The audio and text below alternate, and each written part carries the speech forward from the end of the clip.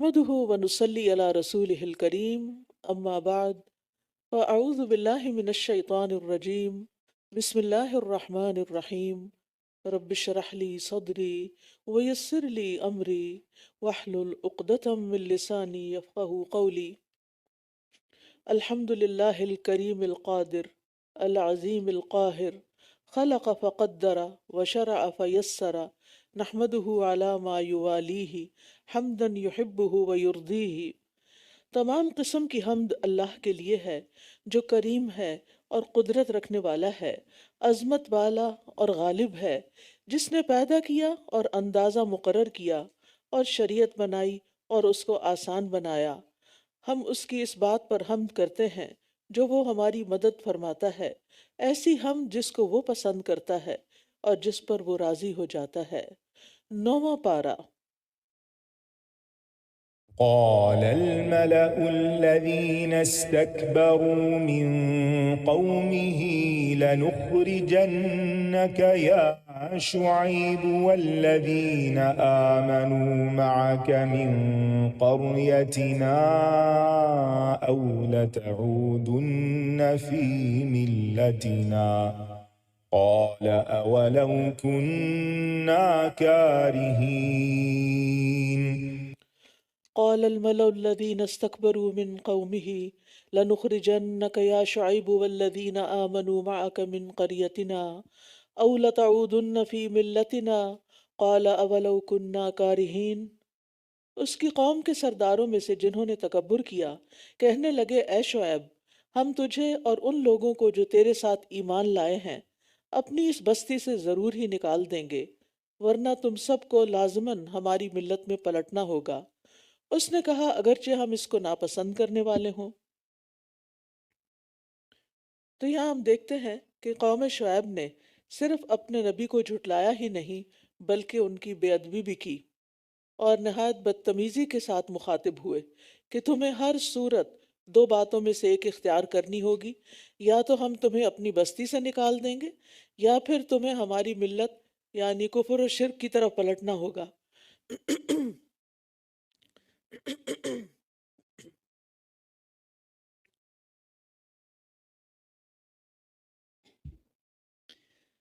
یا پھر تمہیں ہماری ملت یعنی کفر اور شرک کی طرف پلٹنا ہوگا۔ اب تم سوچ لو کہ اپنے لیے ان میں سے کون سی بات پسند کرتے ہو۔ تو اصل بات یہ تھی کہ اس قوم کے اندر تکبر تھا، اسی لیے انہوں نے حق کو قبول نہیں کیا اور اپنی لذتوں میں گم ہو کر اپنی خواہشات نفس کی پیروی کی۔ اور پھر ہم دیکھتے ہیں کہ شعیب علیہ السلام پہلے بھی ان کی ملت یعنی کفر و شرک پر نہیں تھے، لیکن ایک عام انسان کی طرح زندگی بسر کر رہے تھے، تو ان کو نہیں پتا تھا کہ ان کے عقائد کیا ہیں۔ لیکن جب شعیب علیہ السلام نے ان کو شرک سے اور ان کے برے اعمال سے روکا تو پھر ان کو سخت تکلیف شروع ہو گئی۔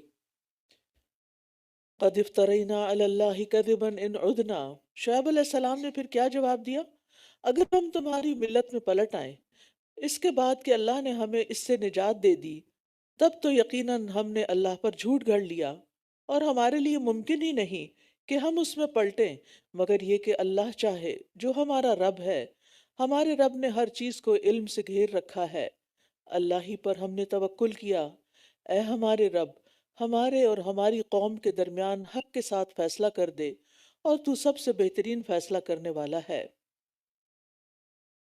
شعیب علیہ السلام ایک عرب قوم سے تعلق رکھتے تھے اور عربوں میں شروع سے ہی جھوٹ سے شدید نفرت رہی ہے۔ تو یوں لگتا ہے کہ اللہ تعالیٰ نے اپنا وہ نبی جو تمام دنیا کی طرف مبعوث کرنا تھا قیامت تک کے لیے عربوں میں ہی مبعوث کیا، اس لیے کہ ساری خرابیوں کے باوجود اس قوم کے اندر جھوٹ سے سخت نفرت تھی، اور دین حق کے پیغام کو پہنچانے کے لیے سب سے زیادہ سچائی اور امانت کی ضرورت ہے۔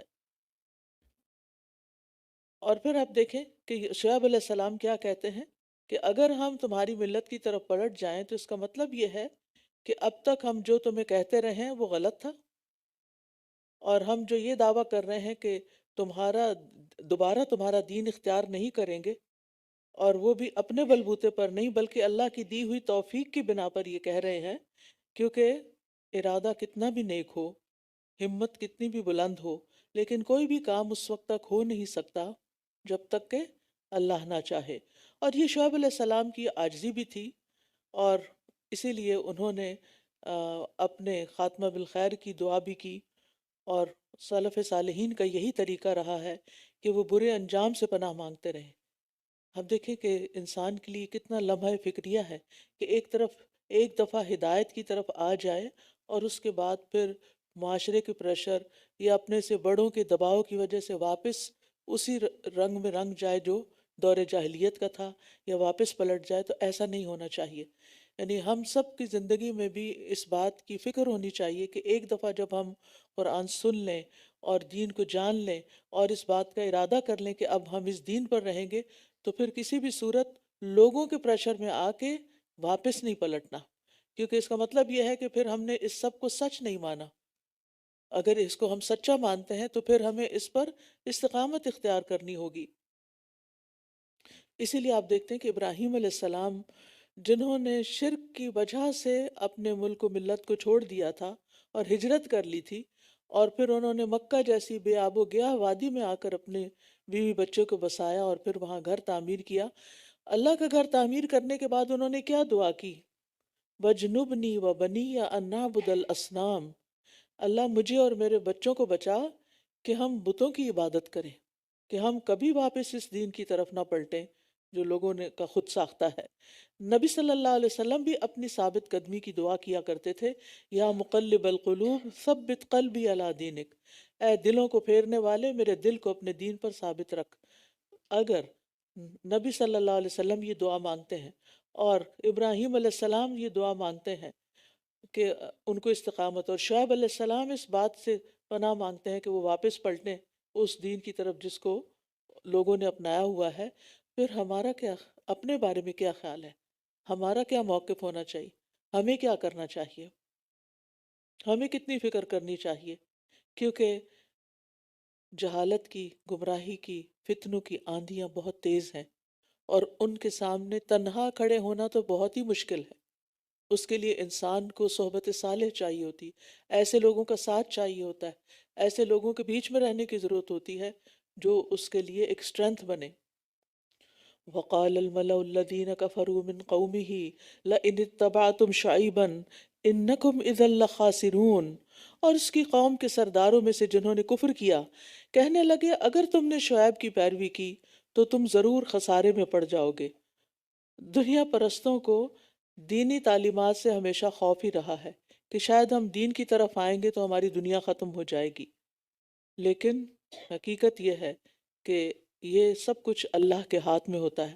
اور ان کو اس لحاظ سے بھی فکر تھی کیونکہ شعیب علیہ السلام ان کو تجارت میں فیئر ٹریڈ کا حکم دے رہے تھے، اور وہ سمجھتے تھے کہ اگر ہم بددیانتی سے کام نہیں لیں گے، دھوکہ بازی سے کام نہیں لیں گے تو ہمارا بزنس نہیں چلے گا۔ آج بھی آپ دیکھیں کہ بہت سے لوگوں کے یہی خدشات ہوتے ہیں کہ اگر ہم اتنی امانت داری کا ثبوت دیں تو پھر تو ہم کاروبار میں کچھ کمانے سے رہے۔ تو بات یہ ہے کہ رزق تو اللہ کے ہاتھ میں ہے، برکت تو اس کے پاس ہے، اس لیے اگر اس کی اطاعت کریں گے تو یہ کیسے ہو سکتا ہے کہ ہم نقصان اٹھائیں۔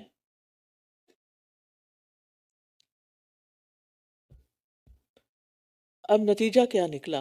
فَأَخَذَتْهُمُ الرَّجْفَةُ فَأَصْبَحُوا فِي دَارِهِمْ جَاثِمِينَ، بس انہیں زلزلے نے آ لیا تو وہ اپنے گھروں میں اوندھے پڑے رہ گئے۔ الَّذِينَ كَذَّبُوا شُعَيْبًا كَأَن لَّمْ يَغْنَوْا فِيهَا، جن لوگوں نے شعیب کو جھٹلایا تھا وہ یوں مٹے گویا کہ کبھی اس میں بسنے والے ہی نہ تھے، گویا کہ کبھی اس میں بسے ہی نہ تھے۔ وہ لوگ جنہوں نے شعیب کو جھٹلایا تھا وہی خسارہ پانے والے تھے۔ وَتَوَلَّى عَنْهُمْ، تو اس نے ان سے منہ پھیر لیا اور کہنے لگا اے میری قوم، یقیناً میں نے تمہیں اپنے رب کے پیغامات پہنچا دیے اور میں نے تمہاری خیر خواہی کی، تو میں کیوں کر افسوس کروں ایسے لوگوں پر جو کفر کرنے والے تھے۔ یعنی اللہ کے نافرمانوں پر پھر افسوس کا کوئی وقت نہیں رہتا، یعنی ان کا کوئی حق نہیں کہ ان کے جانے پر افسوس کیا جائے۔ وَمَا أَرْسَلْنَا فِي قَرْيَةٍ مِّن نَّبِيٍّ إِلَّا أَخَذْنَا أَهْلَهَا بِالْبَأْسَاءِ وَالضَّرَّاءِ لَعَلَّهُمْ يَضَّرَّعُونَ، اور جس بستی میں بھی ہم نے کوئی نبی بھیجا اس کے رہنے والوں کو ہم نے سختی اور تکلیف کے ساتھ پکڑا تاکہ وہ اللہ کے سامنے عاجزی اختیار کریں۔ تو اس سے پتہ چلتا ہے کہ آزمائشیں کیوں آتی ہیں؟ تاکہ انسان کو سوچنے کا موقع ملے۔ ہر انسان پر کوئی نہ کوئی آزمائش، بیماری، خوف یا کوئی اور تکلیف آ جاتی ہے تاکہ اس کو غور و فکر کا موقع ملے اور اللہ کی طرف پلٹے۔ ثم بدلنا مکان السیئۃ الحسنہ، پھر ہم نے بدحالی کو خوشحالی سے بدل دیا۔ ایک اور طرح کی آزمائش، آزمائش صرف تکلیف سے نہیں ہوتی، نعمتیں بھی آزمائش ہوتی ہیں، یہاں تک کہ وہ خوب پھلے پھولے اور کہنے لگے ہمارے آباء و اجداد کو بھی تکلیف اور راحت پہنچی تھی تو ہم نے اچانک انہیں پکڑ لیا، اس حال میں کہ انہیں خبر تک نہ ہوئی۔ تو یاد رکھیے کہ نعمتوں کی فراوانی بھی اللہ کی طرف سے ایک آزمائش ہوتی ہے کہ نعمتوں کو پا کر انسان اللہ کو یاد رکھتا ہے یا اللہ تعالیٰ کو ہی بھول جاتا ہے۔ لیکن لوگوں نے اس کو گردش حالات سمجھا، گردش زمانہ سمجھا اور اپنی بدعمالیوں کی طرف نظر نہ ڈالی۔ کہنے لگے کہ اگر ہم کبھی قحط اور مصیبت میں مبتلا ہوئے تو محض زمانے کی گردش کی وجہ سے، نہ کہ اپنی بدعمالیوں کی وجہ سے، اور اب ہم پر نعمتیں آ گئی ہیں اور یہ ہمارے کارناموں کی وجہ سے ہیں۔ دنیا میں تو ایسا ہوتا ہی رہتا ہے، یعنی کہ کبھی سردی آتی، کبھی گرمی آتی، حالات بدلتے رہتے ہیں، لہٰذا انہوں نے تکلیف کے بعد خوشحالی کو آزمائش نہیں سمجھا بلکہ گردش حالات سمجھا، اور پھر توبہ کی طرف نہ پلٹے۔ اور بہت سے لوگ بدلتے حالات کو اسی طرح لیتے ہیں، وہ اللہ سبحانہ تعالیٰ کی طرف رجوع نہیں کرتے۔ اور بندہ مومن تکلیف آنے پر کیا کرتا ہے؟ صبر، اور خوشحالی ملنے پر کیا کرتا ہے؟ شکر، یعنی دونوں حالتوں میں وہ اللہ تعالیٰ ہی کی طرف پلٹتا ہے، اور نعمتوں اور نافرمانیوں کے باوجود اگر نعمتیں مل رہی ہوں تو فکر مند ہو جاتا ہے کہ کہیں یہ میری آزمائش تو نہیں۔ اور اگر واقعی بستیوں والے ایمان لے آتے اور تقوی اختیار کرتے تو ہم ضرور ان پر آسمان اور زمین سے برکتوں کے دروازے کھول دیتے، لیکن انہوں نے جھٹلا دیا تو ہم نے انہیں اس کمائی کے عوض پکڑ لیا جو وہ کیا کرتے تھے۔ برکات جو ہے یہ برکت کی جمع ہے، کسی چیز میں اللہ تعالیٰ کی طرف سے خیر ہونا۔ اصل میں برکہ حوض کو کہتے ہیں، پونڈ۔ جس طرح حوض میں پانی جمع ہوتا ہے، اسی طرح کسی چیز میں بہت خیر کا جمع ہو جانا یہ برکت کہلاتا ہے۔ چونکہ برکت اللہ تعالیٰ کی طرف سے آتی ہے، خیر اللہ تعالیٰ کی طرف سے آتی ہے، تو آتے ہوئے اس کا احساس نہیں ہوتا اور کوئی شمار نہیں ہوتا۔ اس لیے اگر کسی شخص یا چیز میں محسوس نہ ہونے والی بہتری کا مشاہدہ ہو رہا ہو تو کہنے لگتے ہیں کہ یہ مبارک ہے اور اس میں برکت ہے۔ تو یہاں پر کیا فرمایا کہ اگر لوگ ایمان لے آتے اور تقوی اختیار کرتے، یعنی یہ دو چیزیں ان کے اندر ہوتی، تو پھر ان پر اللہ تعالیٰ برکتوں کے دروازے کھول دیتے، آسمان سے یعنی بارشیں برستی، رحمتیں نازل ہوتی، اور زمین طرح طرح کی پیداوار اگاتی۔ اسی طرح زمین سے نکلنے والی بے شمار نعمتیں، مثلا پیٹرول، گیس، سونا، چاندی، جواہرات، یہ سب چیزیں بھی اور زیادہ سامنے آتی۔ تو بات یہ ہے کہ ایمان اور تقوی کے نتیجے میں ہر طرف سے خیر ہی ملتی ہے۔ عبداللہ بن عباس کہتے ہیں ایمان لانے اور تقوی اختیار کرنے کی وجہ سے ہم ان کے لیے خیر عام کر دیں گے اور ہر جانب سے اس کا حاصل کرنا ان کے لیے آسان کر دیں گے۔ ابو سعید خدری کہتے ہیں ایک شخص رسول اللہ صلی اللہ علیہ وسلم کے پاس آیا، اس نے کہا اللہ کے رسول مجھے کوئی وصیت کیجیے۔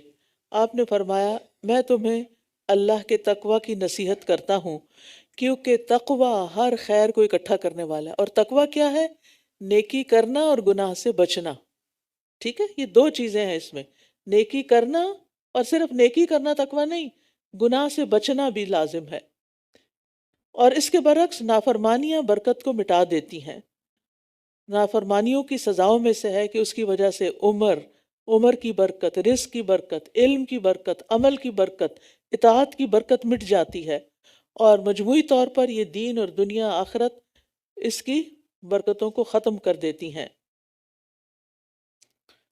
اور زمین پر بھی یعنی دنیا میں بھی انسان کی زندگی بے برکت ہو جاتی ہے اور آخرت بھی برباد ہونے لگتی ہے۔ پھر فرمایا افامن اہل القری ان یاتیہم باسنا بیاتا وہم نائمون، کیا پھر بستیوں کے رہنے والے اس سے بے خوف ہو گئے ہیں کہ راتوں رات ان پر ہمارا عذاب آ جائے اس حال میں کہ وہ سو رہے ہوں؟ کیا بھلا بستیوں والے کیا بھلا بستیوں کے رہنے والے اس سے بے خوف ہو گئے کہ ہمارا عذاب ان پر چاشت کے وقت آ جائے، اس حال میں کہ وہ کھیل رہے ہوں۔ تو اس سے پتہ چلتا ہے کہ ایمان کی دولت کے چھن جانے سے ہر وقت ڈرتے رہنا چاہیے کہ کہیں ایسا نہ ہو کہ کوئی ایسی نافرمانی کر رہے ہوں کہ جس کی وجہ سے ایمان ہی چلا جائے یا پھر زندگی کی برکت ہی چلی جائے۔ کیا پھر وہ اللہ کی تدبیر سے بے خوف ہو گئے ہیں؟ حالانکہ اللہ کی تدبیر سے وہی لوگ بے خوف ہوتے ہیں جو خسارہ پانے والے ہیں۔ اللہ کی تدبیر سے بے خوف ہونے کا مطلب یہ ہے کہ بندہ گناہ پہ قائم ہو اور اس کے ساتھ وہ سمجھے کہ اللہ تعالیٰ بڑا غفور الرحیم ہے، معاف کر دے گا۔ یعنی حسن بصری کہتے ہیں مومن نیک کام کرتے ہوئے بھی ڈرتا، لرزتا اور خوف کھاتا ہے، نیکی کے باوجود ڈرتا رہتا ہے، اور فاجر گناہ کے کام کرتے ہوئے بھی امن اور سکون میں ہوتا ہے۔ اس کے مطابق ہم اپنے دلوں کا جائزہ لیں۔ نیک انسان نیکی کر کے بھی ڈرتا ہے، اور بدکار انسان برائی کر کے بھی پرسکون رہتا ہے۔ رسول اللہ صلی اللہ علیہ وسلم نے فرمایا، بخاری کی روایت ہے، بے شک مومن اپنے گناہوں کو ایسے دیکھتا ہے جیسے وہ کسی پہاڑ کے نیچے بیٹھا ہوا ہو۔ اتنا بوجھ اس کو محسوس ہوتا ہے گناہ کرنے کا، اور اسے یہ خطرہ ہو کہ یہ پہاڑ اس کے اوپر نہ گر جائے، کسی وقت اس گناہ کی وجہ سے کوئی مصیبت نہ آ جائے۔ جبکہ فاسق شخص، نافرمان شخص اپنے گناہوں کو اس طرح دیکھتا ہے جیسے کوئی مکھی اس کی ناک پر بیٹھی اور اس نے ہاتھ کے اشارے سے اسے اڑا دیا، اس کو پرواہ نہیں ہوتی کہ اس نے کوئی غلط کام کیا۔ اولم یہد للذین یرثون الارض من بعد اہلها، کیا وہ لوگ جو اس زمین کے رہنے والوں کے بعد اس کے وارث بنتے ہیں اس بات سے سبق نہیں لیتے کہ اگر ہم چاہیں تو ان کے گناہوں کی وجہ سے انہیں پکڑ لیں اور ان کے دلوں پر مہر لگا دیں تو وہ کچھ بھی سن نہ پائیں۔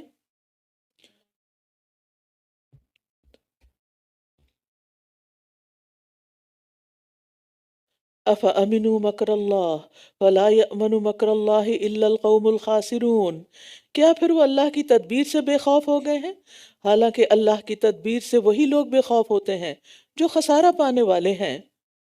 اولم یہد للذین یرثون الارض من بعد اہلها، کیا وہ لوگ جو اس زمین کے رہنے والوں کے بعد اس کے وارث بنتے ہیں اس بات سے سبق نہیں لیتے کہ اگر ہم چاہیں تو ان کے گناہوں کی وجہ سے انہیں پکڑ لیں اور ان کے دلوں پر مہر لگا دیں تو وہ کچھ بھی سن نہ پائیں گے۔ یعنی گناہ غور و فکر میں رکاوٹ بن جاتے ہیں، گناہ عقل کو نقصان دیتے ہیں اور دل کی طاقت بھی کمزور کر دیتے ہیں۔ تلک القرى نقص علیک من انبائها، یہ وہ بستیاں ہیں جن کی کچھ خبریں ہم آپ سے بیان کر رہے ہیں، اور بلا شبہ ان کے رسول ان کے پاس کھلی نشانیاں لے کر آئے، بس وہ ایسے نہ تھے کہ اس بات پر ایمان لاتے جس کو انہوں نے اس سے پہلے جھٹلا دیا تھا۔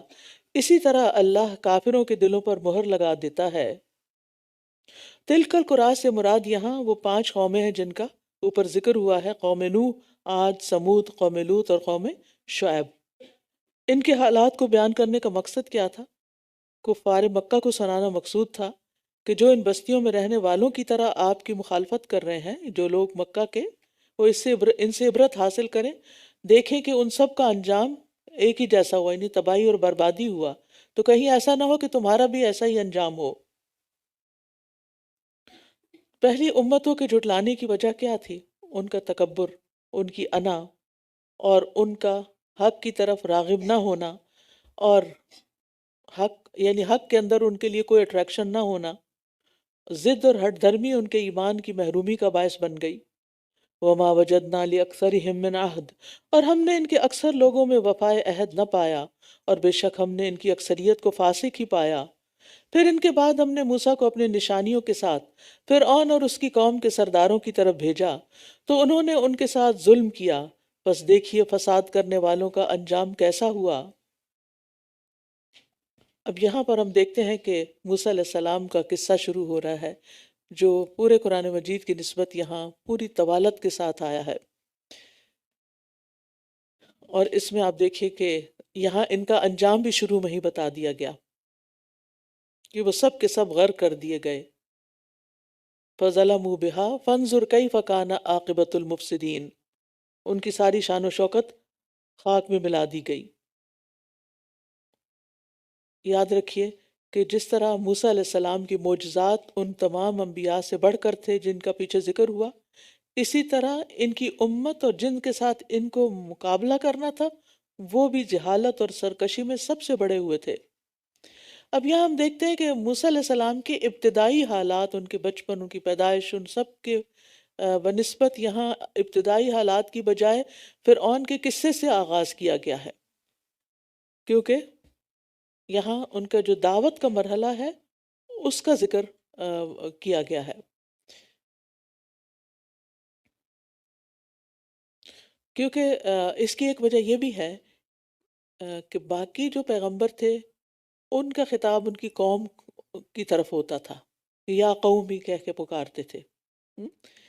لیکن فرعون نے اپنی قوم کو اتنا کنٹرول کیا ہوا تھا کہ قوم صرف فرعون کی بات پہ چلتی تھی، اسی کی بات مانتی تھی، لہٰذا یہاں براہ راست فرعون سے خطاب ہے یا فرعون کا ذکر ہے، یعنی قوم کا ذکر نہیں، کیونکہ اگر فرعون ایمان لے آتا تو قوم بھی ایمان لے آتی، لیکن فرعون ایک جابر و ظالم بادشاہ تھا تو اس کی قوم اس کے آگے چوں چرا نہیں کرتی تھی اور اس کے ظلم و ستم میں اس کے ساتھ تھی، اس لیے جب فرعون کو غرق کیا گیا تو قوم بھی ساتھ غرق ہوئی۔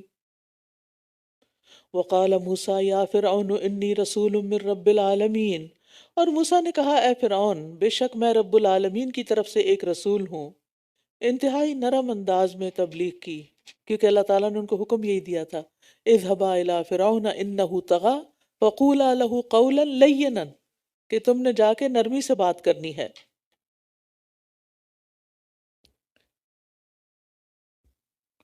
تو انہوں نے کیا کہا؟ انی رسول من رب العالمین، اپنا انٹروڈکشن کرایا۔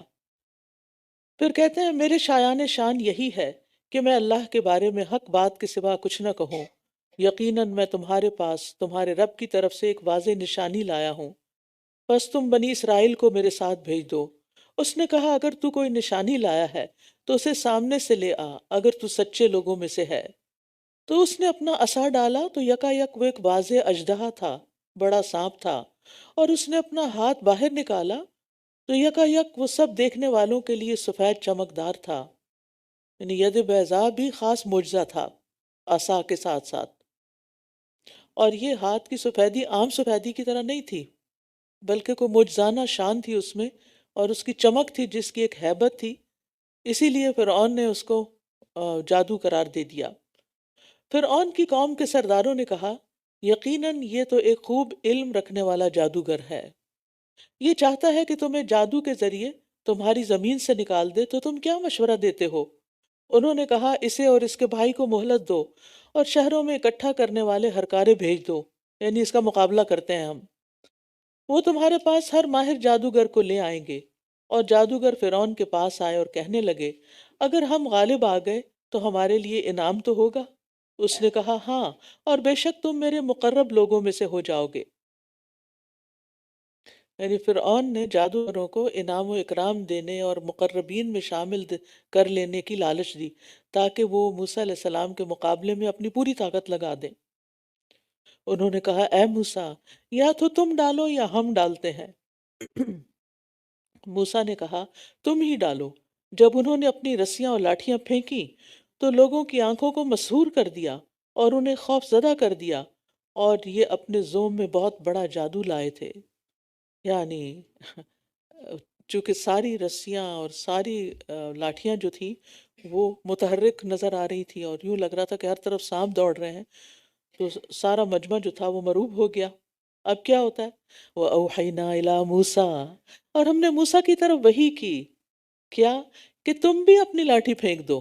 ان کی تو بہت سی لاٹھیاں تھیں، تم ایک لاٹھی پھینک دو۔ اور جب اس نے لاٹھی پھینکی تو یکا یک وہ ان چیزوں کو نگل رہی تھی جو یہ گھڑ لائے تھے۔ فَوَقَعَ الْحَقُّ وَبَطَلَ مَا كَانُوا يَعْمَلُونَ، بس حق ثابت ہو گیا اور جو کچھ یہ کر رہے تھے وہ باطل ہو گیا۔ وَغُلِبُوا هُنَالِكَ وَانقَلَبُوا صَاغِرِينَ، بس یہ لوگ اسی جگہ مغلوب کر دیے گئے اور ذلیل ہو کر پلٹے۔ وَأُلْقِيَ السَّحَرَةُ سَاجِدِينَ، اور جادوگر سجدے میں ڈال دیے گئے، یعنی بے اختیار سجدے میں گر پڑے۔ کیونکہ یہ ایک معجزہ تھا اور جادوگر اپنے فن سے واقف تھے کہ جادو کی پہنچ کہاں تک ہوتی ہے، اور یہ جادو نہیں ہے، یہ تو رب العالمین کی طرف سے کوئی نشانی ہے، یہ تو معجزہ ہی ہے۔ لہٰذا وہ فوراً جھک گئے۔ انہوں نے کہا ہم ایمان لے آئے رب العالمین پر جو موسیٰ اور ہارون کا رب ہے۔ اس سے پتہ چلتا ہے کہ آم، ان لوگوں نے آم، اس نشانی کو دیکھ کر اور اپنی گزشتہ علم کو سامنے رکھتے ہوئے یہ جان لیا کہ یہ کوئی بہت بڑی چیز ہے۔ اور پھر آپ دیکھیے کہ اس سے اللہ کی تقدیر کا بھی پتہ چلتا ہے کہ اللہ جس کو چاہے نواز دے۔ صبح جو مقابلے میں آ رہے تھے تو جادوگر تھے، کافر تھے، اور شام مسلمان ہو چکے تھے۔ یعنی ان کے تو خواب میں بھی نہیں ہوگا کہ ہماری زندگی میں یہ تبدیلی آنے والی۔ اور پھر آپ دیکھیے کہ تھے وہ جادوگر، اور جادو کرنا کفر ہوتا ہے، جادو بہت بڑا جرم ہے۔ اپنے جادو سے پتہ نہیں انہوں نے کتنے لوگوں کو نقصان دیا ہوگا، لیکن حقیقت کا اعتراف کرنا اتنی بڑی نیکی ہے، حق کو پہچان کر اس کو مان لینا، اسے قبول کر لینا اتنی بڑی نیکی ہے کہ صرف اس کو ایک دفعہ ایکسیپٹ کرنے سے پچھلے سارے گناہ معاف ہو گئے، اور اللہ نے انہیں اسلام لانے کی توفیق بھی دے دی۔ اور یہ عاجزی کے نتیجے میں ہی ہوتا ہے۔ ہم سب کو بھی اپنے حالات پر غور کرنا چاہیے، اپنے طرز عمل پر غور کرنا چاہیے کہ جب سچائی ہمارے سامنے آتی ہے تو ہمارا کیا طرز عمل ہوتا ہے، اس کو قبول کرنے میں ہم کتنی دیر لگاتے ہیں۔ یعنی اس سے بھی پتہ چلتا ہے نا کہ ایمان بہت بڑی دولت ہے۔ قال فرعون آمنتم به قبل ان آذن لکم، فرعون نے کہا تم اس پر ایمان لے آئے ہو اس سے پہلے کہ میں تمہیں اجازت دوں۔ اس سے آپ اندازہ لگائیں نا کہ فرعون نے اپنی قوم کو کس قدر کنٹرول کر رکھا تھا۔ بے شک یہ تو ایک چال ہے جو تم نے اس شہر میں چلی تاکہ تم اس کے رہنے والوں کو یہاں سے نکال دو، سو ان قریب تم جان لو گے، میں ضرور تمہارے ہاتھ اور پاؤں کو مخالف سمت سے کاٹ ڈالوں گا، پھر تم سب کو اکٹھے سولی پہ چڑھا دوں گا۔ بہت بڑی دھمکی دی۔ اور ہوتا یہی ہے کہ ہر متکبر اور سرکش جب ہار جائے، اس کو کوئی ہزیمت اٹھانی پڑے تو پھر وہ دھمکیوں پہ تل جاتا ہے، کیونکہ اب اس کے پاس اور تو کوئی چیز ہے نہیں، کوئی دلیل تو اس کے پاس ہے نہیں۔ تو عموماً تاریخ میں ایسا ہی ہوتا رہا ہے کہ سرکش حکمران جب دلیل کے میدان میں ہارتے ہیں تو اپنے مخالف کو کبھی جیل، کبھی پھانسی، کبھی قتل کی دھمکی دیتے ہیں، اور کبھی یہ سب کچھ کر بھی ڈالتے ہیں۔ قالوا انا الی ربنا منقلبون، انہوں نے کہا یقیناً ہم اپنے رب کی طرف ہی پلٹنے والے ہیں۔ انہوں نے کہا یقیناً ہم اپنے رب ہی کی طرف پلٹنے والے ہیں، یعنی مرنا تو ہے ہی ایک دن، آج نہیں تو کل، جانا تو اسی کے پاس واپس ہے، اس لیے کیا فرق پڑتا ہے اگر تم ہمیں مار ڈالو تو۔ اور تم ہم سے محض اس بات پہ انتقام لے رہے ہو کہ جب ہمارے رب کی نشانیاں ہمارے پاس آ گئیں تو ہم ان پر ایمان لے آئے۔ اے ہمارے رب، ہم پر صبر انڈیل دے اور ہمیں اس حال میں فوت کرنا کہ ہم مسلمان ہوں۔ تو جادوگر جب ایمان لے آئے تو جان کی پرواہ بھی نہیں کی۔ یہ ہوتا ہے ایمان۔ جو ایمان سچا ہوتا ہے نا، اس ایمان کی طاقت سے انسان کو دنیا کا بڑے سے بڑا نقصان نہیں لگتا، حتیٰ کہ جان دینا بھی اس کو نقصان کی بات نہیں لگتا۔ لیکن اس کے ساتھ ساتھ آپ دیکھیں کہ صبر مانگ رہے ہیں، ربنا افرغ علینا صبرا وتوفنا مسلمین، کیونکہ امتحان بہت بڑا تھا، جان جانے کا خطرہ تھا، لہٰذا ان کو صبر کی ضرورت تھی۔ تو اس وقت انہوں نے وہ چیز مانگی جس کی انہیں ضرورت تھی۔ تو اس سے یہ پتہ چلتا ہے کہ جب انسان کی آزمائش بڑی ہو جائے تو اس کو صبر مانگنا چاہیے تاکہ انسان نیکی اور خیر کے راستے پر استقامت اختیار کرے۔ اور ویسے بھی صبر جو ہے وہ بہترین نعمت ہے جس کی وجہ سے انسان کے دل کو ایک اطمینان نصیب ہوتا ہے، بے یقینی کی کیفیت دور ہو جاتی ہے، اور یہ سب سے بڑی نعمت ہے جو انسان کو ایسے موقع پر ملتی ہے۔ وقال الملأ من قوم فرعون اتذر موسى وقومه ليفسدوا في الارض اور فرعون کی قوم کے سرداروں نے کہا کیا تم موسیٰ اور اس کی قوم کو یوں ہی چھوڑ دو گے کہ وہ زمین میں فساد پھیلاتے رہیں اور تمہیں اور تمہارے معبودوں کو چھوڑ دیں؟ تو اس سے کیا پتہ چلتا ہے کہ فرعون کے بھی کچھ معبود تھے، اگرچہ اپنے آپ کو سب سے بڑا الہ کہتا تھا لیکن خود بھی پرستش کرتا تھا۔ اس نے کہا ہم ان کے بیٹوں کو قتل کر ڈالیں گے اور ہم ان کی عورتوں کو زندہ چھوڑ دیں گے اور یقیناً ہم ان پر پوری طرح غالب ہیں۔ اگرچہ موسیٰ علیہ السلام پر ایمان لانے والے چند نوجوان ہی تھے، لیکن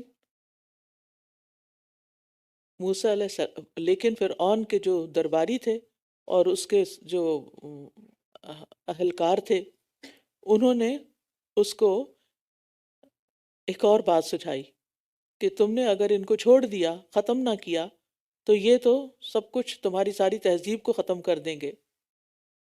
یعنی ایک طرح سے فرعون کو اور بھڑکایا کہ یہ تو تمہاری ساری رعیت کو دین کی دعوت دیں گے اور انہیں تم سے پلٹا لیں گے اور تم سے اور تمہارے الہوں سے ہی پھیر دیں گے۔ اور ایک اور جگہ پر آتا ہے وَيَذْهَبَا بِطَرِيقَتِكُمُ الْمُثْلَى، یہ تمہارے مثالی طریقہ زندگی کو، آئیڈیل لائف سٹائل کو ختم کر دیں گے۔ قَالَ مُوسَىٰ لِقَوْمِهِ اسْتَعِينُوا بِاللَّهِ وَاصْبِرُوا، موسیٰ نے اپنی قوم سے کہا اللہ سے مدد مانگو اور صبر کرو، بے شک زمین اللہ کی ہے، وہ اپنے بندوں میں سے جسے چاہتا ہے اس کا وارث بنا دیتا ہے، اچھا انجام متقی لوگوں کے لیے ہی ہے۔ فرعون کی دھمکیوں پر موسیٰ علیہ السلام نے اپنی قوم کو تسلی دی اور اللہ سے مدد مانگنے کا حکم دیا۔ کیوں؟ اس لیے کہ ایسے حالات میں یہی دو چیزیں کام آتی ہیں، صبر اور صلاۃ۔ یا ایھا الذین آمنوا استعینوا بالصبر والصلاۃ ان اللہ مع الصابرین۔ انسان کو بے صبری سے کچھ نہیں ملتا، بے چینی، بے قراری اور اضطراب سے کچھ نہیں ملتا، ہاں صبر سے اللہ کی معیت ملتی ہے، اللہ کا ساتھ ملتا ہے۔ ان اللہ مع الصابرین۔ نبی صلی اللہ علیہ وسلم کو جب کوئی مسئلہ درپیش ہوتا تو نماز پڑھنے لگتے تھے، اللہ سے مدد مانگتے تھے، اور یہی مضمون بار بار آ رہا ہے اور یہی سبق ہم سب کے لیے بھی ہے۔ انہوں نے کہا تمہارے آنے سے پہلے بھی ہم اذیت دیے گئے اور تمہارے آنے کے بعد بھی۔ اس نے جواب دیا امید ہے کہ تمہارا رب تمہارے دشمن کو ہلاک کر دے گا اور تمہیں زمین میں جانشین بنا دے گا، پھر وہ دیکھے گا کہ تم کیسے عمل کرتے ہو۔ سبحان اللہ، موسیٰ علیہ السلام کی مثبت سوچ۔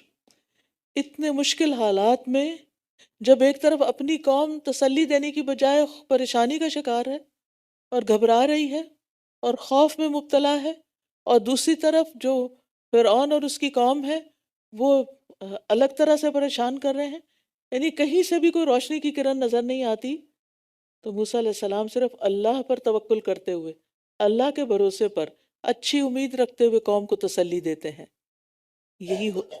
یہی ہوتا ہے ایمان، کہ جب انسان کا ایمان مضبوط ہوتا ہے، جب انسان کا ایمان مضبوط ہوتا ہے تو مشکل سے مشکل ترین حالات میں بھی مایوس نہیں ہوتا، وہ اپنے رب پر توکل کرتا ہے۔ وَلَقَدْ أَخَذْنَا آلَ فِرْعَوْنَ بِالسِّنِينَ وَنَقْصٍ مِّنَ الثَّمَرَاتِ لَعَلَّهُمْ يَذَّكَّرُونَ۔ اب کیا ہوا؟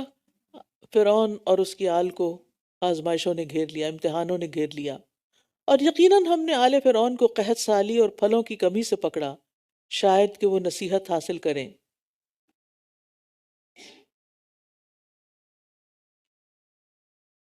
بات یہ ہے کہ جب کوئی تکلیف آئے، جب کوئی مصیبت آئے، تو پھر انسان کو اللہ کی طرف رجوع کرنا چاہیے، ہنس کھیل کے غفلت والے کام کر کے اس کو ٹالنا نہیں چاہیے، کیونکہ بہت سے لوگ کیا کرتے ہیں کہ جب ان پر کوئی تکلیف آتی ہے تو وہ توبہ کرنے کی بجائے، صبر کرنے کی بجائے، استغفار کرنے کی بجائے، اللہ تعالیٰ کی طرف رجوع کرنے کی بجائے بیٹھ کے ڈرامے دیکھنے لگتے ہیں، انٹرٹینمنٹ کے پروگرام دیکھنے لگتے ہیں، لطیفے سننے لگتے ہیں، موویز دیکھنے لگتے ہیں، تاکہ وہ اپنا غم غلط کر سکیں۔ لیکن بات یہ ہے کہ یہ وقت اپنے آپ کو بہلانے کا نہیں ہوتا، اللہ کی طرف رجوع کرنے کا ہوتا ہے۔ فَإِذَا جَاءَتْهُمُ الْحَسَنَةُ قَالُوا لَنَا هَٰذِهِ، پھر جب ان پر خوشحالی آتی تو کہتے یہ ہمارے لیے ہے، اور اگر انہیں کوئی تکلیف پہنچتی تو وہ اس کو موسیٰ اور اگر انہیں کوئی تکلیف پہنچتی تو وہ اسے موسیٰ اور اس کے ساتھیوں کی نحوست بتاتے۔ خبردار، ان کی نحوست تو اللہ ہی کے پاس ہے، لیکن ان کی اکثریت نہیں جانتی۔ بات یہ ہے کہ بعض اوقات انسان چیز کو اس کے اصل رخ سے نہیں دیکھتا، یہ سوچنے کی بجائے کہ یہ تکلیف یا مصیبت ہمیں سیدھا کرنے کے لیے آئی ہے، ہماری اصلاح کے لیے آئی ہے، وہ الٹے رنگ سے دیکھتے ہیں کہ یہ موسیٰ اور اس کے ساتھیوں کی نحوست کی وجہ سے آئی ہے۔ اب بھی آپ دیکھیں، لوگوں پر جب کوئی مشکل آتی ہے تو وہ لوگوں کو بلیم کرنے لگتے ہیں کہ فلاں کی نحوست ہے، فلاں ہمارے گھر آ گیا تھا، اس نے نظر لگا دی، فلاں نے ایسا کر دیا۔ ٹھیک ہے، ان چیزوں میں کسی حد تک حقیقت ہوتی ہے، لیکن ہر مسئلے کی ذمہ داری لوگوں پہ ڈال دینا اور اپنی کسی غلطی کو یاد ہی نہ کرنا اور اس پر توبہ استغفار ہی نہ کرنا اور اللہ کی طرف رجوع ہی نہ کرنا، یہ کوئی ایمانی رویہ نہیں ہے۔ ایمان تو کیا تقاضا کرتا ہے کہ فوراً اللہ کی طرف رجوع کیا جائے۔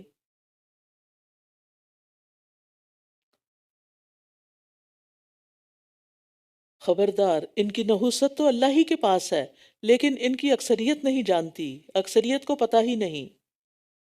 تو بھلائی کو اپنی خوبی کہنا اور برائی کو کسی دوسرے کی نحوست قرار دینا، یہ سراسر جہالت کی باتیں ہیں۔ اور ویسے بھی ہمیں کسی چیز سے نحوست نہیں پکڑنی چاہیے۔ رسول اللہ صلی اللہ علیہ وسلم نے فرمایا، نحوست پکڑنا شرک ہے، اور ہم میں سے ہر ایک کو یہ وہم ہو جاتا ہے، مگر اللہ تعالیٰ توکل کے ذریعے اس چیز کو ختم کر دیتا ہے۔ نبی صلی اللہ علیہ وسلم نے فرمایا، جو شخص برے شگون کی وجہ سے کسی کام سے رک گیا، اس نے شرک کا ارتکاب کیا۔ جو شخص برے شگون کی وجہ سے کسی کام سے رک گیا تو اس نے شرک کا ارتکاب کیا۔ تو اس میں آپ دیکھیے کہ آج بھی ہمارے ہاں کیا ہوتا ہے، لوگ کیا کرتے ہیں، کالی بلی نے رستہ کاٹ لیا ہے تو اب کیا ہوگا، اب کام نہیں ہوگا۔ تو اسی طرح عرب لوگ شگون لیتے تھے کہ اگر پرندہ رائٹ سائڈ پہ گیا، اڑاتے تھے پرندہ، طائر کا لفظ ہے نا شگون کے لیے آتا ہے، تو طائر پرندے کو کہتے ہیں کہ پرندہ اڑا کے دیکھتے تھے کہ رائٹ سائڈ پہ گیا تو اس کا مطلب ہے کہ کام ہو جائے گا، لیفٹ سائڈ پہ گیا تو اس کام کو ہی چھوڑ دیتے تھے۔ تو کسی شگون کی وجہ سے کام کو نہیں چھوڑ دینا چاہیے۔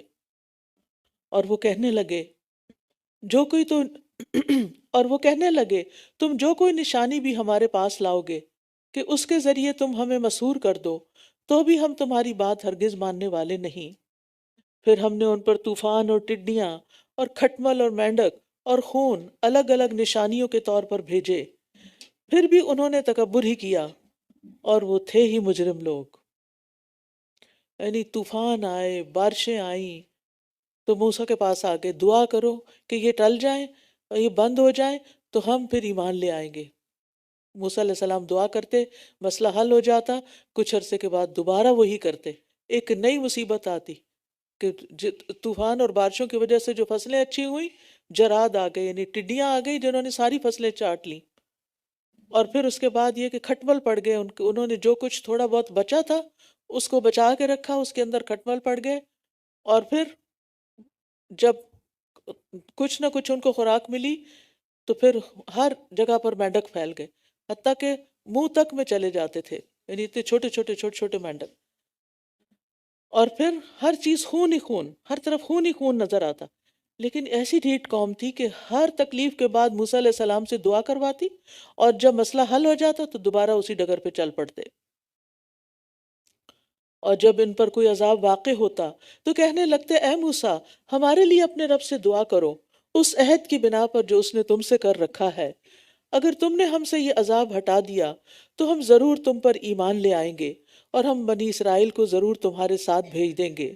پھر جب ہم نے ان سے عذاب کو ایک مدت تک ہٹا دیا جس سے وہ پہنچنے والے تھے، تو یکا یک وہ اپنا عہد توڑ ڈالتے تھے، یعنی جب اللہ تعالیٰ ان سے عذاب ہٹاتے تو وہ پھر دوبارہ اپنا عہد توڑ دیتے۔ فَانْتَقَمْنَا مِنْهُمْ، سو ہم نے ان سے انتقام لیا، اور ہم نے انہیں سمندر میں غرق کر دیا، کیونکہ انہوں نے ہماری آیات کو جھٹلا دیا تھا اور وہ ان سے غفلت برتتے تھے۔ ایسا نہیں کہ ادھر انہوں نے موسیٰ علیہ السلام کے معجزات کا انکار کیا اور ادھر انہیں سمندر میں پھینک دیا گیا۔ اس کے بیچ میں کافی سال مہلت کے بھی دیے گئے، جس دوران ان پر وقتاً فوقتاً چھوٹی چھوٹی آزمائشیں آتی رہیں تاکہ یہ لوگ پلٹ آئیں، لیکن جب ان کے اندر کسی بھی خیر کی کوئی رتی باقی نہیں رہی تو پھر اللہ سبحانہ وتعالیٰ نے ان کو ڈبو دیا۔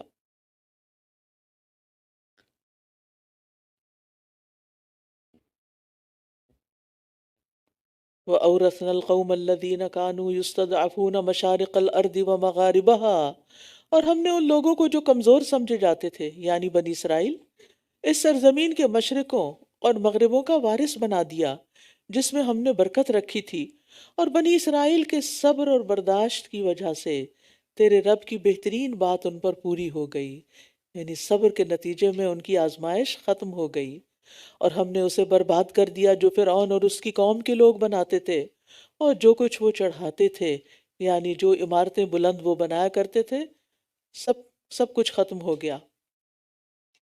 وجاوزنا ببنی اسرائیل البحر، اور ہم نے بنی اسرائیل کو سمندر پار کرا دیا، وہی سمندر بنی اسرائیل کے پار کرنے کا سبب بنا اور وہی سمندر آل فرعون کے غرق کرنے کا سبب بنا۔ ایک ہی چیز ہے، لیکن اعمال کے فرق کی وجہ سے دونوں کا انجام وہاں فرق ہوا۔ اور ہم نے بنی اسرائیل کو سمندر پار کروا دیا تو وہ ایسے لوگوں کے پاس آئے جو اپنے بتوں پر جمے بیٹھے تھے، کہنے لگے اے موسیٰ، ہمارے لیے بھی کوئی معبود بنا دو جیسے ان لوگوں کے معبود ہیں۔ موسیٰ نے کہا بے شک تم جہالت برتنے والی قوم ہو۔ اب دیکھیں کہ بنی اسرائیل کے صبر کی تو تعریف ہوئی، لیکن جو ہی ان کو خوشحالی ملی تو ان کی آزمائش ہو گئی، کیونکہ فرعونیوں کے بیچ میں رہ کر ان کے اندر بت پرستی کی جو ممانعت تھی یا بت پرستی کی جو کراہت تھی وہ نکل چکی تھی۔ لہٰذا جب انہوں نے دیکھا کہ کوئی اور قوم بت پرستی کر رہی ہے تو کہا ہمارا بھی کوئی ایسا ہی الہ ہونا چاہیے۔ اور آپ دیکھیے بت پرستی ہوئی کیوں؟ اس کے پیچھے بھی وجہ یہ ہے کہ لوگ یہ نہیں کہتے کہ یہ خدا، وہ کہتے ہیں خدا کا اوتار ہے، ان کے ذریعے ہم خدا تک پہنچتے ہیں۔ تو موسیٰ علیہ السلام نے قوم کو سمجھایا ان ہؤلاء متبر ما هم فیہ وباطل ما كانوا یعملون، بے شک یہ لوگ جس شرک میں مبتلا ہیں یقیناً وہ برباد ہونے والا ہے، اور جو عمل وہ کر رہے ہیں وہ باطل ہے۔ قال اغیر اللہ ابغیکم الہا وہو فضلکم علی العالمین، موسیٰ نے کہا کیا میں اللہ کے علاوہ تمہارے لیے کوئی اور معبود تلاش کروں حالانکہ اس نے تمہیں تمام جہان والوں پر فضیلت بخشی ہے۔ یعنی ایک طرح سے اپنی قوم کو ڈانٹ پلائی کہ تم کیسی بات کر رہے ہو کہ اللہ نے تمہیں نجات دی ہے اور تم باہر آ کر اس مصیبت سے، اس غلامی سے دوسروں کی پوجا کرنا چاہتے ہو، یہ تو شکر گزاری نہیں۔ اللہ نے تمہیں جہان والوں پہ فضیلت دی ہے، دوسروں کی ہدایت کی ذمہ داری بھی تمہیں دی ہے، لیکن تم ہو کہ اور قوموں کی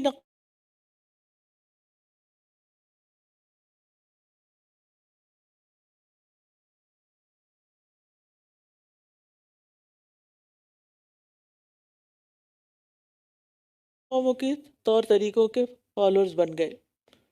وَإِذَا انجَيْنَاكُم مِّنْ آلِ فِرْعَوْنَ يَسُومُونَكُمْ سُوءَ الْعَذَابِ، اور جب ہم نے تمہیں آل فرعون سے نجات دی، وہ تمہیں سخت عذاب کا مزہ چکھاتے تھے، وہ تمہارے بیٹوں کو قتل کر ڈالتے تھے اور تمہاری عورتوں کو زندہ چھوڑ دیتے تھے، اور اس میں تمہارے رب کی طرف سے بہت بڑی آزمائش تھی۔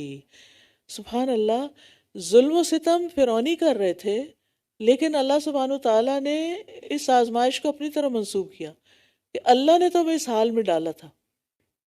تو اس سے یہ یاد رکھنا چاہیے کہ جہاں نعمت اللہ کی طرف سے آتی ہے وہاں امتحان بھی اللہ ہی کی طرف سے آتا ہے۔ کیا اللہ تعالیٰ بندوں پہ ظلم کرتا ہے کہ ان کو امتحان میں ڈالتا ہے؟ نہیں، وہ ان کی اصلاح چاہتا ہے۔ جب نعمتوں کے ذریعے کسی کی اصلاح نہیں ہوتی تو پھر اللہ تعالیٰ اسے تکلیف میں ڈالتے ہیں تاکہ یہ کسی طرح سیدھا ہو جائے۔ اور ہم نے موسیٰ سے 30 راتوں کا وعدہ لیا اور انہیں مزید 10 راتوں کے ساتھ پورا کیا، تو یوں اس کے رب کی طرف سے 40 راتوں کا مقررہ وقت پورا ہوا۔ اور موسیٰ نے اپنے بھائی ہارون سے کہا میری قوم میں میری جانشینی کرنا اور اصلاح کرنا اور فساد کرنے والوں کے راستے کی پیروی نہ کرنا۔ فرعون سے نجات پانے کے بعد جب بنی اسرائیل صحرائے سینا میں پہنچے تو اللہ تعالیٰ نے موسیٰ علیہ السلام کو کوہ طور پر طلب کیا تاکہ انہیں کتاب دی جائے۔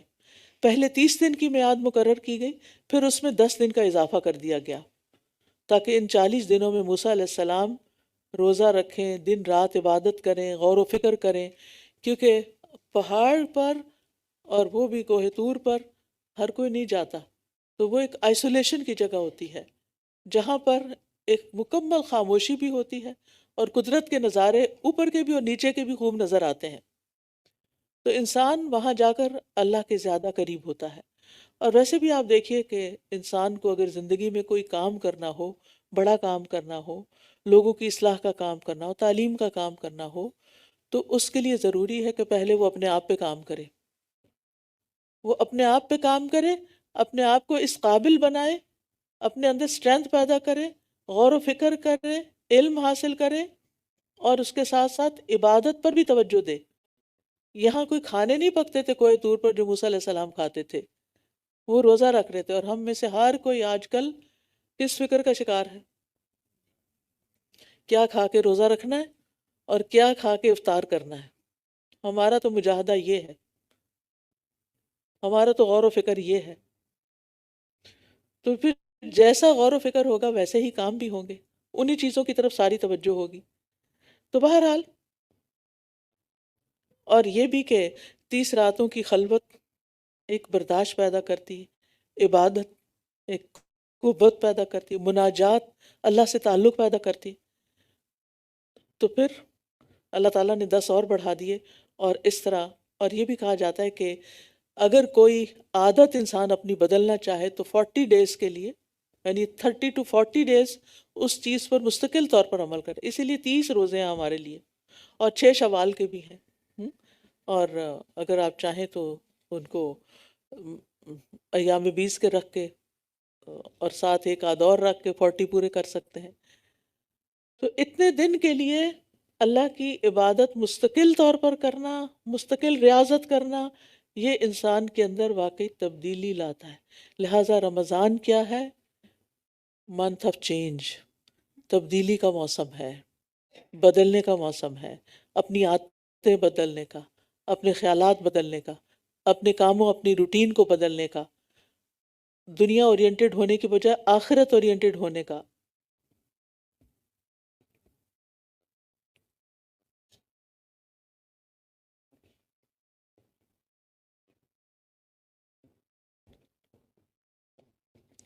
اور جب موسیٰ ہمارے مقرر وقت پر آ گیا اور اس کے رب نے اس سے کلام کیا تو اس نے عرض کیا، اے میرے رب، مجھے دکھا تاکہ میں تجھے دیکھ سکوں۔ فرمایا، تم مجھے ہرگز نہ دیکھ سکو گے، لیکن تم پہاڑ کی طرف دیکھو، پھر اگر وہ اپنی جگہ پر قائم رہا تو تم مجھے دیکھ لو گے۔ پھر جب اس کے رب نے پہاڑ پر تجلی فرمائی تو اسے ریزہ ریزہ کر دیا، اور موسیٰ بے ہوش ہو کر گر پڑا۔ پھر جب اسے ہوش آیا تو عرض کی، پاک ہے تو، پاک ہے تو، میں تیرے حضور توبہ کرتا ہوں، اور میں ایمان لانے والوں میں سب سے پہلا ہوں۔ کہتے ہیں کہ چنگلیا کے ایک کنارے کے برابر، جیسے ناخن جتنا بڑا ہوا ہوتا ہے نا، بس اتنی سی تجلی ہوئی تھی اور پہاڑ دھنس گیا، موسیٰ علیہ السلام بے ہوش ہو گئے۔ تو بات یہ ہے کہ دنیا میں کوئی بھی انسان اللہ تعالیٰ کو دیکھ نہیں سکتا، اس میں اتنی برداشت ہی نہیں۔ قیامت کے دن اور آخرت میں انسان کو ایک اور طرح کی قوت دی جائے گی جس کے بعد وہ اس قابل ہو سکے گا۔ فرمایا، اے موسیٰ، بے شک میں نے تمہیں اپنے پیغامات اور اپنے کلام کے ساتھ لوگوں پر چن لیا ہے، تو جو کچھ میں نے تمہیں دیا ہے وہ لے لو اور شکر کرنے والوں میں سے ہو جاؤ۔ بات یہ ہے کہ اللہ تعالیٰ نے انہیں اپنے دیدار سے منع کیا، حالانکہ وہ بہت شوق رکھتے تھے۔ تو جب انہوں نے اللہ کی بات مان لی کہ ایسا نہیں ہو سکتا، تو وہ راضی ہو گئے اللہ کے فیصلے پر، تو اللہ تعالیٰ نے انہیں اور بہت بڑی بھلائی عطا فرما دی۔ بعض اوقات ہم کسی چیز پہ سٹک ہو جاتے ہیں کہ ہمیں یہی ملنی چاہیے، اور اگر یہ نہ ملی تو ہماری ناکامی ہے، لیکن اللہ تعالیٰ کو زیادہ پتہ ہوتا ہے کہ ہماری کامیابی کس راستے سے ہے؟ اس راستے سے جو ہم سوچتے ہیں کہ یہ ہماری کامیابی کا راستہ ہے، یا اس راستے سے جو اللہ نے ہمارے لیے پلان کیا ہوتا ہے؟ اللہ کی اطاعت کرنا، اللہ کی رضا پہ راضی ہو جانا، یہ ذریعہ بنتا ہے نیکیوں کے پا لینے کا، نیکیوں کے مواقع حاصل کر لینے کا۔ اس لیے کبھی بھی اگر کوئی دعا قبول نہیں ہوتی تو مایوس نہ ہو، کبھی بھی اگر آپ کی مرضی کے مطابق کوئی کام نہیں ہوتا، آپ کی مرضی کے مطابق حالات نہیں بدلتے، تو مایوس نہ ہو، پریشان نہ ہو، کیونکہ جو اللہ کا فیصلہ ہے وہی ہمارے حق میں زیادہ بہتر ہے، اسی میں خیر ہے۔ آپ سوچئے کہ جس کو بھی محبت ہوتی ہے اللہ سے، وہ اللہ تعالیٰ کو دیکھنے کی کتنی خواہش رکھتا ہے۔ چلیے، اگر آپ کے دل میں وہ ابھی تک نہیں پیدا ہوئی تو کسی انسان کے اوپر قیاس کر کے دیکھ لیجئے کہ جس انسان سے ہمیں محبت ہوتی ہے اس کو دیکھنے کا کتنا شوق ہوتا ہے، اور کیا دل چاہتا ہے کہ بار بار اس کو دیکھیں۔ ماؤں کو اپنے بچوں سے محبت ہوتی ہے تو ہر تھوڑی دیر کے بعد اسے اٹھائیں گی، پیار کریں گی، اس سے بات کریں گی، اس کو یعنی ان کی تڑپ ہوتی ہے کہ دیکھتے رہیں اپنے بچوں کو۔ اگر دور چلے جائیں تو اب تو خیر ویڈیو کال سے تسلی ہو جاتی ہے، لیکن یہ ایک فطری سی خواہش ہوتی ہے۔ کسی بھی چیز جس سے آپ محبت کرتے ہیں اس کو آپ دیکھ کے خوش ہوتے ہیں۔ تو موسیٰ علیہ السلام تو اللہ تعالیٰ سے محبت کرتے تھے، ان کی محبت کا ہماری محبت سے کیا مقابلہ؟ ہم تو سوچتے بھی نہیں، اور سچی سچی مجھے نہیں بتائیے، نہ میں پوچھنا چاہتی ہوں، نہ آپ کے راز کھولنا چاہتی ہوں، سچی سچی اپنے دل سے پوچھئے کہ میرے دل میں اللہ کو دیکھنے کی کتنی تڑپ ہے۔ دن میں کتنی دفعہ خیال آتا ہے کب دیکھوں گی اپنے رب کو؟ آتا ہے؟ کب دیکھوں گی اپنے رب کو؟ ہمیں تو دنیا کی چیزیں دیکھنے کا ہی خیال نہیں پیچھا چھوڑتا۔ کب دیکھوں گی اس کو، کب دیکھوں گی اس کو، کب دیکھوں گی یہ چیز، کب دیکھوں گی وہ چیز۔ اللہ کو کب دیکھوں گی؟ اور اللہ کا دیکھنا کیسے ہوگا، اور وہ کیا نعمت ہوگی؟ کبھی نا اپنے آپ میں ڈوب کے، اپنے تصور میں ڈوب کے، اپنے آپ سے بات کر کے وہاں تک اپنے آپ کو لے جایا کریں، ساری ڈسٹریکشن چھوڑ کے، تنہائی میں بیٹھ کے، خاموشی کے ساتھ۔ اصل میں ہمیں تنہائی پسند نہیں نا، ہم اتنے سوشل ہیں کہ اگر انسان نہ ملے تو ہم سوشل میڈیا پہ بیٹھ جاتے ہیں، ڈھیروں انسان ہمیں مل جاتے ہیں، جانے انجانے جس کو چاہیں میسج کر دیں، جس سے چاہیں باتیں شروع کر دیں، فضول لغویات ادھر ادھر اپنے آپ کو ضائع کرتے رہتے ہیں۔ لیکن جو بندہ مومن ہوتا ہے اسے تنہائی بڑی پسند ہوتی ہے، کیونکہ تنہائی ایسا وقت ہوتا ہے کہ جس میں وہ اپنے رب سے بات کر سکتا ہے، اپنے رب کے سامنے اپنے دل کا حال کھول کے رکھ سکتا ہے، وہ اپنی ساری مشکلات اس کے آگے رکھتا ہے، پھر اس سے دعائیں کرتا ہے، پھر مناجات کا مطلب آتا ہے سرگوشیاں۔ سرگوشیاں کس سے کی جاتی؟ جس پر آپ کو یقین ہوتا ہے، اعتماد ہوتا ہے، جو آپ کے قریب ترین ہوتا ہے، جو آپ کا محبوب ہوتا ہے۔ آپ اس سے وہ چیزیں شیئر کرتے ہیں جو کسی اور سے نہیں کرتے اور کرنا چاہتے ہیں۔ آپ کی زندگی کے جو بھی اہم واقعات ہوتے ہیں آپ اس کو بتانا چاہتے ہیں۔ تو بندہ مومن اپنے رب سے مناجات کرتا ہے، چپ کے دعا کرتا ہے۔ زکریا علیہ السلام نے کیسے دعا کی تھی؟ اذ نادى ربه نداء خفیا، خفی چھپی ہوئی دعا، بیٹھا ہے انسان بندوں کے بیچ میں اور چپ کے اپنے رب سے باتیں کر رہا ہے، دل ہی دل میں۔ اس سے پتہ چلتا ہے کہ آپ کا اپنے رب کے ساتھ کتنا تعلق ہے۔ ان چیزوں پر غور کیا کریں۔ تو موسیٰ علیہ السلام اللہ تعالیٰ کی بات مان گئے تو اللہ تعالیٰ نے انہیں اور زیادہ بھلائی عطا فرما دی، اور ہم نے اس کے لیے تختیوں پر ہر چیز کے بارے میں نصیحت اور ہر چیز کی تفصیل لکھ دی۔ زبردست علم مل گیا ان کو، بس اسے مضبوطی سے پکڑ لو اور اپنی قوم کو حکم دو کہ وہ اس کے بہترین حصے کو پکڑے رکھیں، ان قریب میں تمہیں نافرمان لوگوں کے گھر دکھاؤں گا۔ تو اللہ سبحانہ وتعالیٰ کے تو سارے ہی احکامات بہترین سے بہترین ہیں، لہٰذا جو کچھ بھی اللہ نے اتارا ہے وہ سبھی اچھا ہے۔ لیکن یہاں پر کیا کہا گیا کہ تم اس کے بہترین حصے پر عمل کرو، بہترین حصے کو پکڑے رکھو، یعنی انسان کی سچویشن اور حالات کے مطابق جو چیز اس کو ضرورت ہو اس کو لے لینا ہی اس کے لیے بہترین ہوتا ہے۔ مثلاً آپ کے گھر میں دوا رکھی ہوئی ہے، پین کلر رکھا ہوا ہے، آپ کو اللہ کے فضل سے کبھی ضرورت پیش نہیں آئی، لیکن ایک دن اچانک آپ کے سر میں درد ہو گئی اور آپ نے اٹھ کے وہ دوا کھا لی۔ اب وہ چیز جو پہلے آپ کے لیے ایک معمولی تھی، پھر کیا ہو گئی؟ بہترین ہو گئی۔ یہ بہت کام کی دوا، ٹھیک ہو گئے نا آپ، یہ بہت کام کی دوا، اب اس کو سنبھال کے رکھنا ہے۔ قرآن جب ہم پڑھتے ہیں تو پہلے شروع میں ہمیں ہر چیز سمجھ نہیں آتی، لیکن جب ہم اس کو پڑھتے رہتے ہیں اور حالات ہمارے تبدیل ہوتے رہتے ہیں اور اس کے ساتھ ساتھ ہماری ضرورت بھی بدلتی رہتی ہے، اور جب قرآن پڑھتے ہیں تو وہ جواب ہمیں ملنے لگتے ہیں تو وہ ہمارے لیے کیا ہو جاتے ہیں؟ بہترین ہو جاتے ہیں، ورنہ اللہ کے سارے احکامات بہترین ہیں۔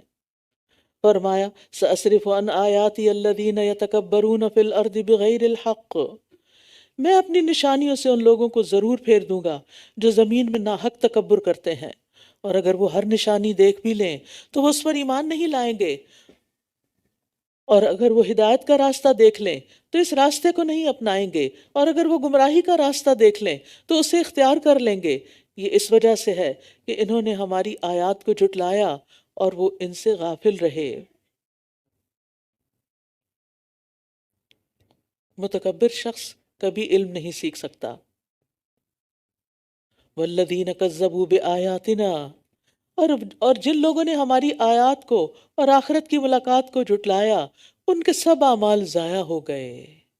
ایک آیت کو بھی جھٹلانا اعمال کو ضائع کرنے کا باعث بن جاتا ہے۔ انہیں اسی کا بدلہ دیا جائے گا جو کچھ وہ کیا کرتے تھے۔ اور موسیٰ کی قوم نے اس کے بعد اپنے زیورات سے ایک مجسم بچڑا بنا دیا جس کی گائے کی سی آواز تھی۔ کیا انہوں نے یہ نہ دیکھا کہ وہ نہ تو ان سے کلام کرتا تھا اور نہ ہی کسی راستے کی طرف ان کی رہنمائی کرتا تھا؟ پھر بھی انہوں نے اسے معبود بنا لیا اور وہ ظلم کر رہے تھے۔ بچڑے کی شکل میں معبود بنانے والا کون تھا؟ سامری۔ لیکن بچڑے کی نسبت پوری قوم کی طرف کیوں کی گئی؟ کیونکہ وہ سامری کو انہوں نے سپورٹ کیا تھا، اپنے زیورات دیے تھے، لہذا کام تو ایک نے کیا، لیکن ان کی ساری مالی مدد کی وجہ سے وہ سب اس گناہ میں شریک ہو گئے۔ تو یاد رکھیے، اگر آپ کسی نیکی کے پروجیکٹ میں حصہ ڈالتے ہیں تو اس میں آپ کا پورا، اس نیکی کے کام کا پورا حصہ ہو جاتا ہے، اور اگر کسی غلط کام میں آپ حصہ ڈالتے ہیں تو اس غلط کام کا بھی پورا حصہ آپ کو ملے گا۔ اور جب وہ نادم ہوئے اور انہوں نے دیکھ لیا کہ وہ بھٹک گئے ہیں، کہنے لگے اگر ہمارے رب نے ہم پر رحم نہ کیا اور ہماری بخشش نہ فرمائی تو ہم ضرور ہی خسارہ پانے والوں میں سے ہو جائیں گے۔ لَإِن لَّمْ يَرْحَمْنَا رَبُّنَا لَإِن لَّمْ يَرْحَمْنَا رَبُّنَا وَيَغْفِرْ لَنَا لَنَكُونَنَّ مِنَ الْخَاسِرِينَ۔ اب یہاں پر آپ دیکھیے کہ ان کو ندامت ہوئی، اور ندامت توبہ ہوتی ہے۔ اللہ تعالیٰ جب کسی بندے سے خیر کا ارادہ کرتا ہے تو گناہ کے بعد اسے توبہ کی توفیق بھی دے دیتا ہے۔ وَلَمَّا رَجَعَ مُوسَىٰ إِلَىٰ قَوْمِهِ غَضْبَانَ أَسِفًا، اور جب موسیٰ اپنی قوم کے پاس بہت غصے میں افسوس کرتے ہوئے واپس آیا تو اس نے کہا میرے جانے کے بعد تم نے میری کتنی بری جانشینی کی، کیا تم نے اپنے رب کے حکم سے ہی جلد بازی کی؟ اور اس نے تورات کی تختیاں ایک طرف ڈال دیں اور اپنے بھائی کا سر پکڑ کر اپنی طرف کھینچنے لگا۔ ہارون نے کہا اے میری ماں کے بیٹے، ان لوگوں نے مجھے کمزور سمجھا اور قریب تھا کہ مجھے قتل کر دیتے، اور قریب تھا کہ یہ مجھے قتل ہی کر دیتے، پس تو دشمنوں کو مجھ پر ہنسنے کا موقع نہ دے اور مجھے ظالم لوگوں میں شامل نہ کر۔ قال رب اغفر لی ولأخی وادخلنا فی رحمتک وانت ارحم الراحمین۔ موسیٰ نے کہا اے میرے رب، مجھے اور میرے بھائی کو بخش دے اور ہمیں اپنی رحمت میں داخل کر لے، اور تو سب رحم کرنے والوں سے زیادہ رحم فرمانے والا ہے۔ سبحان اللہ۔ اس اوپر کی آیت سے کیا پتہ چلتا ہے؟ رجع موسیٰ الی قوم غضبان اسفا، غضب اور افسوس سے بھرے ہوئے آئے، غضبان، غضب سے بھرے ہوئے، اور ایک دم غصے ہوئے اور ہارون کی داڑھی کے بال پکڑ لیے اور تختیاں ایک طرف زور سے ڈالی تو کہا جاتا ہے کہ وہ ٹوٹ گئی۔ لیکن جب ہارون علیہ السلام نے معذرت پیش کی تو کتنی جلدی غصہ ختم کر دیا۔ فوری طور پر دعا کرنے لگے۔ کیا ہم کبھی ایسا کر سکتے ہیں کہ شدید غصہ آیا ہو اور جب دوسرا شخص کہے کہ سوری تو ہم کہیں اچھا چلو کوئی بات نہیں، اللہ مجھے اور تمہیں معاف کر دے؟ بول سکتے ہیں؟ ہمیں ایسا ایمان رکھنا ہے اپنے اندر، ایسا ایمان لانا ہے۔ یہ پیغمبروں کے قصے ایسے انٹرٹینمنٹ کے لیے نہیں سنائے جا رہے، یہ اس لیے بتائے جا رہے ہیں تاکہ ہم بھی ان کے اسوہ پر عمل کر سکیں۔ تو ہارون علیہ السلام کا لہجہ بھی بڑا حلیمانہ تھا، تو اس کے جواب میں موسیٰ علیہ السلام بھی نرم ہو گئے۔ تو اس سے بھی پتہ چلتا ہے کہ جب کوئی شخص غصے میں ہو تو اس سے کیسے ٹریٹ کرنا چاہیے اور اس کے ساتھ کیسا معاملہ کرنا چاہیے، کس طرح بات کرنی چاہیے۔ غصے کا جواب غصے سے نہیں، غصے کا جواب حلم سے، برداشت سے، نرمی سے، پیار سے، محبت سے، ہنس کے۔ فرمایا ان الذین اتخذوا العجل سینالہم غضب من ربہم، سینالہم غضب من ربہم وذلۃ فی الحیاۃ الدنیا وکذالک نجزی المفترین۔ بے شک جن لوگوں نے بچڑے کو معبود بنا لیا ان پر جلد ہی ان کے رب کا غضب اور اس دنیا کی زندگی میں ذلت آ پڑے گی، اور ہم جھوٹ گھڑنے والوں کو اسی طرح بدلہ دیا کرتے ہیں۔ اور جن لوگوں نے برے کام کیے پھر اس کے بعد توبہ کر لی اور ایمان لے آئے تو بے شک آپ کا رب اس کے بعد یقیناً بہت بخشنے والا ہے، یقیناً بہت بخشنے والا، نہایت رحم کرنے والا ہے۔ اور جب موسیٰ کا غصہ جاتا رہا تو اس نے تختیاں اٹھا لیں، کسی انا کا شکار نہیں ہوئے، اور ان کی تحریر میں ان لوگوں کے لیے ہدایت اور رحمت تھی جو اپنے رب سے ڈرتے ہیں۔ اس سے یہ پتہ چلتا ہے کہ ایسا نہیں کہ وہ تختیاں دو ٹکڑے ہو گئی یا ٹکڑے ٹکڑے ہو گئیں، بس کہیں سے چپ ہو گئی ہوگی، ورنہ تو وہ تعلیم باقی تھی کیونکہ اس کے اندر تو سب کچھ لکھا ہوا تھا۔ اور نسخہ جو ہے، نسخہ کا لفظ جو ہے نا نسخ سے ہے، نسخ ینسخ، اس کا مطلب ہوتا ہے لکھنا، اور نسخہ اس اصل کو بھی کہتے ہیں جس سے نقل کیا جاتا ہے، اور نقل شدہ کو بھی نسخہ کہتے ہیں، مینuscript۔ تو یہاں پر ایک صفت بتائی گئی ہے کہ آسمانی کتابوں سے فائدہ کون اٹھاتے ہیں، کن کے لیے ہے یہ ہدایت؟ للذین ہم لربہم یرہبون، یہ ہدایت ان کو حاصل ہوتی ہے جو صرف اپنے رب سے ڈرتے ہیں، جو رب سے ڈرتا ہے اس کو ہدایت مل جاتی ہے۔ اور یہ بھی یاد رکھیے دنیا اور آخرت کی ہر بھلائی کی بنیاد اللہ کا خوف ہے، کیونکہ اللہ کے خوف کی وجہ سے ہی موسیٰ علیہ السلام میں یہ قوت تھی کہ وہ ان کا غصہ فوراً ٹھنڈا ہو گیا۔ غصے کے اعتبار سے لوگ مختلف قسموں کے تھے، کچھ لوگوں کو جلدی غصہ آتا ہے، دیر سے جاتا ہے، کچھ لوگوں کو دیر سے آتا ہے، جلدی جاتا ہے، کچھ لوگوں کو دیر سے آتا ہے، دیر سے جاتا ہے، اور کچھ لوگوں کو جلدی آتا ہے اور جلدی جاتا ہے۔ سب سے اچھا کون ہوا؟ دیر سے آئے اور جلدی چلا جائے۔ اور موسیٰ نے اپنی قوم میں سے 70 آدمی ہمارے مقررہ وقت کے لیے منتخب کر لیے۔ پھر جب زلزلے نے انہیں پکڑ لیا تو موسیٰ نے عرض کیا، اے میرے رب، اگر تو چاہتا تو اس سے پہلے ہی ان سب کو اور مجھے بھی ہلاک کر دیتا۔ کیا تو ہمیں اس فعل کی بنا پر ہلاک کر دے گا جو ہم میں سے کچھ نادانوں نے کیا؟ یہ تو تیری ایک آزمائش تھی جس کے ذریعے تو جسے چاہتا ہے گمراہ کر دیتا ہے اور جسے چاہتا ہے ہدایت دے دیتا ہے۔ تو ہی ہمارا دوست ہے، بس ہمیں بخش دے اور ہم پر رحم فرما، اور تو سب سے بہتر بخشش فرمانے والا ہے۔ انت ولینا فاغفر لنا وارحمنا وانت خیر الغافرین۔ یہ 70 لوگوں کو موت کیوں آئی؟ کیونکہ ان پر اللہ کا غضب ہوا۔ یہ موسیٰ علیہ السلام کے ساتھ گئے تھے کوہ طور پر، اور وہاں جا کر انہوں نے مطالبہ شروع کر دیا کہ ہم تو نہیں مانیں گے جب تک ہم اللہ تعالیٰ کو خود سامنے نہ دیکھ لیں۔ تو اس گستاخی پر ان پہ بجلی گری۔ وَاكْتُبْ لَنَا فِي هَذِهِ الدُّنْيَا حَسَنَةً وَفِي الْآخِرَةِ إِنَّا هُدْنَا إِلَيْكَ، اور ہمارے لیے اس دنیا میں بھی بھلائی لکھ دے اور آخرت میں بھی ہم نے تیری طرف رجوع کر لیا۔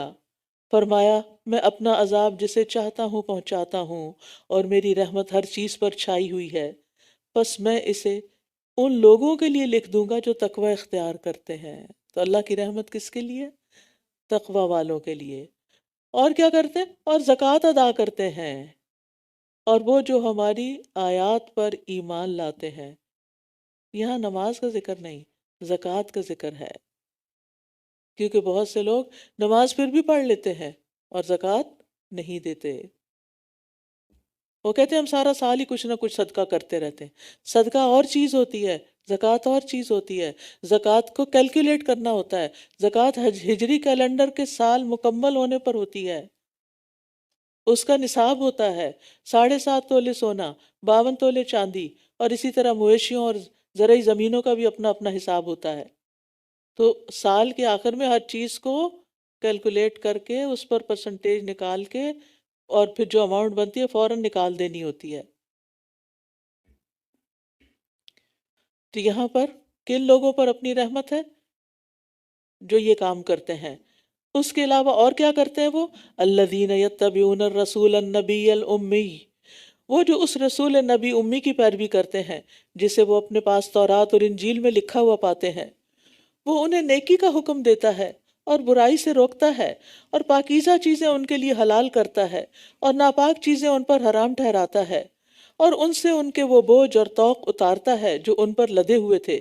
لہٰذا جو لوگ اس نبی پر ایمان لائے اور اسے قوت دی اور اس کی مدد کی اور اس نور کی پیروی کی جو اس کے ساتھ نازل کیا گیا، یہی وہ لوگ ہیں جو فلاح پانے والے ہیں. قُلْ يَا أَيُّهَا النَّاسُ إِنِّي رَسُولُ اللَّهِ إِلَيْكُمْ جَمِيعًا، آپ کہہ دیجئے اے لوگو، بے شک میں تم سب کی طرف اللہ کا رسول ہوں. وہ اللہ جس کے لیے آسمانوں اور زمین کی بادشاہت ہے، جس کے سوا کوئی معبود نہیں، وہی زندگی دیتا ہے اور وہی موت دیتا ہے. بس تم ایمان لاؤ اللہ پر اور اس کے رسول نبی امی پر، جو اللہ پر اور اس کے کلمات پر ایمان رکھتا ہے، اور اس کی پیروی کرو تاکہ تم ہدایت پا جاؤ. تو ہدایت کس میں ہے؟ کس چیز پر ہے؟ کس چیز میں ہدایت کا راز ہے؟ ذرا غور کیجئے نا آیت پر.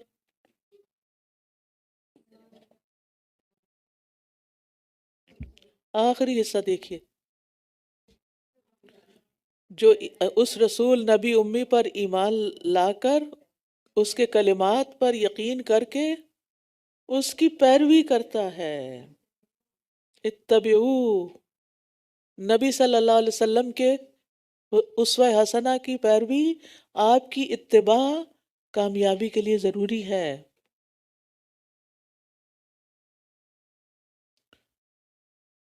وَمِن قَوْمِ مُوسَىٰ أُمَّةٌ يَهْدُونَ بِالْحَقِّ وَبِهِ يَعْدِلُونَ، اور موسیٰ کی قوم میں سے ایک گروہ حق کے ساتھ لوگوں کی رہنمائی کرتا ہے اور اسی کے مطابق وہ عدل کرتا ہے.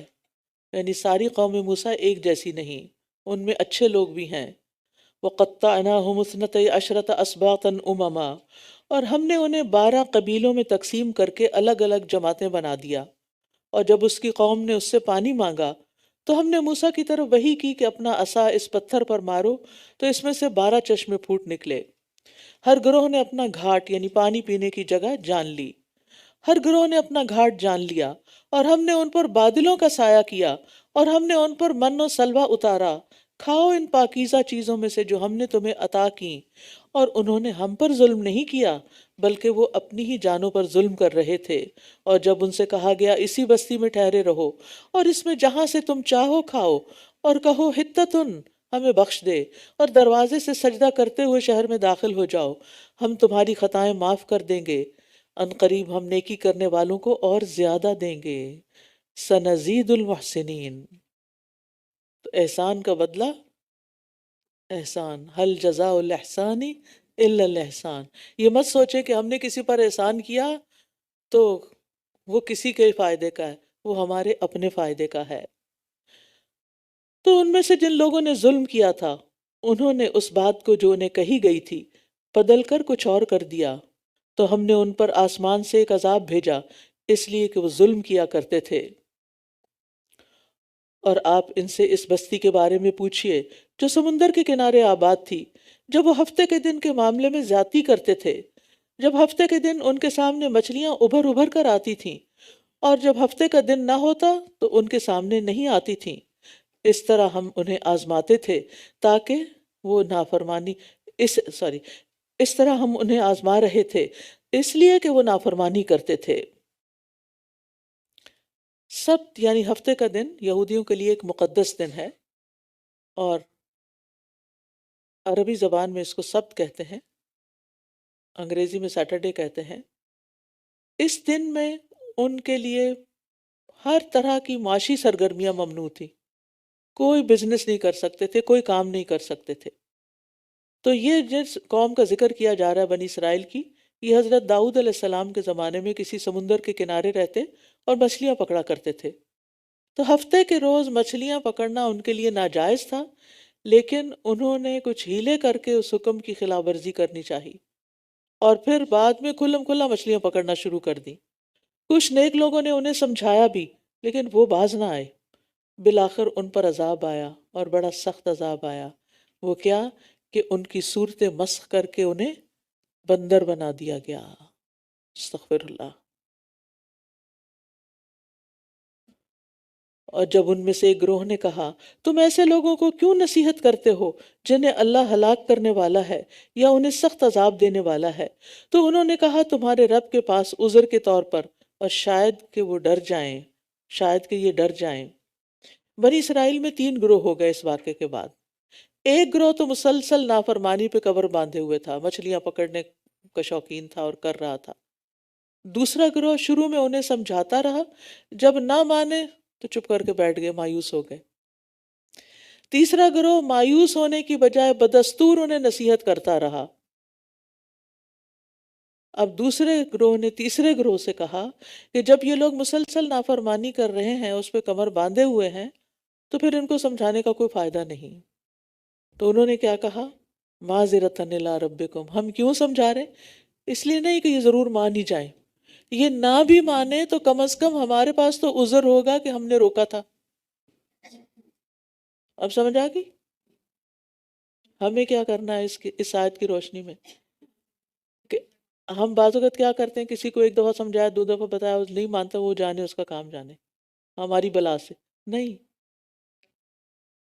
وقتاً فوقتاً کبھی نہ کبھی یاد دہانی کراتے رہیں، تاکہ اللہ تعالیٰ کے سامنے عذر پیش کر سکیں کہ ہم نے تو کہا تھا۔ کیونکہ امر بالمعروف اور نہی عن المنکر ہماری ذمہ داری ہے، نیکی کا حکم دینا اور برائی سے روکنا، اور یہ ساری امت کی ذمہ داری ہے، کسی نے جہاں جہاں جو جو اس کے دائرہ کار میں ہے، اور جو ہمارے دائرہ کار میں نہیں، ان کے بارے میں ہم کیا کر سکتے ہیں۔ فَلَمَّا نَسُوا مَا ذُكِّرُوا بِهِ، پھر جب وہ اس بات کو بھول گئے جس کی وہ نصیحت کیے گئے تھے، تو ہم نے ان لوگوں کو جو برائی سے روکتے تھے نجات دے دی، اور جو ظلم کرتے تھے انہیں سخت عذاب میں پکڑ لیا، کیونکہ وہ نافرمانیاں کیا کرتے تھے۔ تو اس سے پتہ چلتا ہے کہ امر بالمعروف اور نہی عن المنکر نجات کا سبب ہے۔ پھر جب وہ اس کام میں حد سے بڑھ گئے جس سے روکے گئے تھے، یعنی کھلم کھلا مچھلیاں پکڑنی شروع کر دی، تو ہم نے انہیں کہا کہ ذلیل بندر بن جاؤ۔ وہ ان کی شکلیں بندروں جیسی ہو گئی، وہ ایک دوسرے کو پہچانتے تھے اور روتے تھے، لیکن کوئی ان کا علاج نہیں کر سکتا تھا۔ اور جب آپ کے رب نے اعلان کر دیا تھا سوری لوگوں کو غلط مسئلے بتاتے اور اس کے باوجود خود کو بخشا ہوا سمجھتے تھے کہ ہم بڑے عالم ہیں، ہم تو لوگوں کی خدمت کر رہے ہیں، لوگوں کے مسئلے حل کر رہے ہیں، اس لیے ہماری تو نجات ہی نجات ہے۔ اور وہ یہ بھول گئے تھے کہ کتنا بھی بڑا کوئی عالم ہو کتاب کا، اگر وہ اس کتاب کے مطابق بات نہیں کرتا تو پھر صرف کسی عالم ہونے کی ڈگری اس کو فائدہ نہیں دے گی۔ اور ویسے بھی آپ دیکھیں کہ گناہوں پر اصرار جو ہے وہ ہلاکت ہے، ان کو سمجھایا جاتا پھر وہ دوبارہ وہی کام کرتے۔ تو ایسا استغفار مطلوب نہیں جو صرف زبان کی حد تک ہو، استغفر اللہ استغفر اللہ۔ وہ استغفار چاہیے جو واقعی گناہوں پر ندامت کے بعد اور شرمندگی کے بعد انسان اللہ کی طرف رجوع کرے اور اس سے معافی مانگے۔ اس کے برعکس کچھ اور لوگوں کی صفت بیان کی گئی، والذین یمسکون بالکتاب واقاموا الصلاۃ انا لا نضیع اجر المصلحین، اور جو لوگ کتاب کو مضبوطی سے پکڑتے ہیں اور نماز قائم کرتے ہیں تو بے شک ہم ایسے اصلاح کرنے والوں کا اجر ضائع نہیں کرتے۔ یعنی کتاب کو خود اپنے اوپر بھی نافذ کرتے ہیں اور دوسروں کو بھی کتاب کے مطابق زندگی بسر کرنے کی تعلیم دیتے ہیں، اور نماز قائم کرتے ہیں، یعنی اللہ سبحانہ وتعالیٰ سے نماز کے ذریعے مضبوط تعلق رکھتے ہیں، ایسے لوگوں کا اجر ضائع نہیں ہوگا.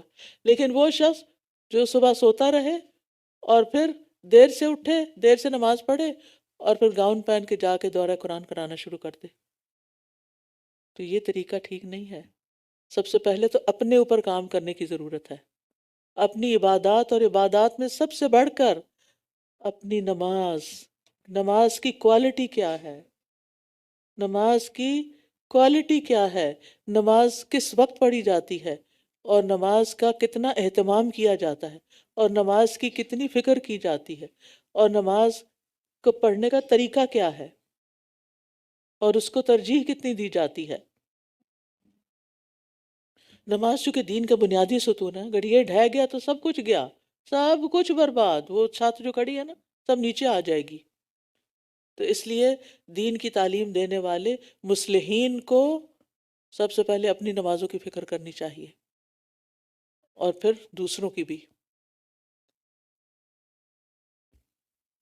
وَإِذْ نَتَقْنَا الْجَبَلَ فَوْقَهُمْ كَأَنَّهُ ظُلَّةٌ، اور یاد کرو جب ہم نے پہاڑ کو ان کے اوپر اس طرح اٹھا دیا گویا کہ وہ ایک سائبان ہو، اور انہوں نے سمجھ لیا کہ وہ ان پر گرنے والا ہے. تو ہم نے کہا جو کچھ ہم نے تمہیں دیا ہے اس کو مضبوطی سے پکڑ لو، اور یاد رکھو اس کو جو اس میں ہے، تاکہ تم متقی بن جاؤ. تقوی کہاں سے حاصل ہوتا ہے پھر؟ کتاب کو مضبوطی سے پکڑنے سے. سورۃ البقرہ میں طور کا لفظ بیان کیا گیا، اور یہاں جبل کا لفظ، یہاں پہاڑ کا لفظ آیا ہے. یا تو وہ طور نامی پہاڑ تھا، یا لفظ طور عام پہاڑ کے معنی میں بھی آتا ہے، تو دونوں معنی مراد ہو سکتے ہیں. تو بنی اسرائیل پر یہ پہاڑ بلند کیوں کیا گیا؟ ان یعنی پہاڑ کو زمین سے اکھاڑ کر، پہاڑ جو ہے نا زمین میں کیلوں کی طرح گڑے ہوئے، تو اللہ تعالیٰ کے فرشتوں کے لیے ان کو اکھاڑنا کچھ مشکل ہے.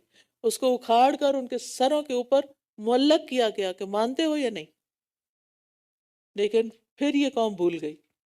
قوت کے ساتھ پکڑنے کا حکم، یعنی قوت کے ساتھ پکڑنے کا مطلب اس پر عمل کرنا ہے.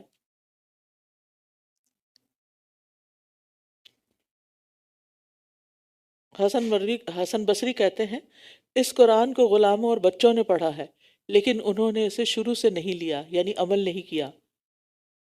انہیں اس کے معنی اور تعویل کا کوئی علم نہیں، پتہ ہی نہیں اس کے اندر کیا لکھا ہے. قرآن کو پڑھنے کا سب سے زیادہ حقدار وہ ہے جس کے عمل میں یہ قرآن دکھائی دے، وہ ہے اہل القرآن میں سے. وَإِذْ أَخَذَ رَبُّكَ مِن بَنِي آدَمَ مِن ظُهُورِهِمْ ذُرِّيَّتَهُمْ وَأَشْهَدَهُمْ عَلَىٰ أَنفُسِهِمْ أَلَسْتُ بِرَبِّكُمْ، اور جب آپ کے رب نے بنی آدم کی پشتوں سے ان کی اولاد کو نکالا اور انہیں خود ان کے نفسوں پر گواہ بنایا، پھر پوچھا کیا میں تمہارا رب نہیں ہوں؟ انہوں نے کہا ہاں، ہم گواہی دیتے ہیں کہ آپ ہی ہمارے رب ہیں، تاکہ تم قیامت کے دن یہ نہ کہو کہ ہم تو اس سے بالکل غافل تھے.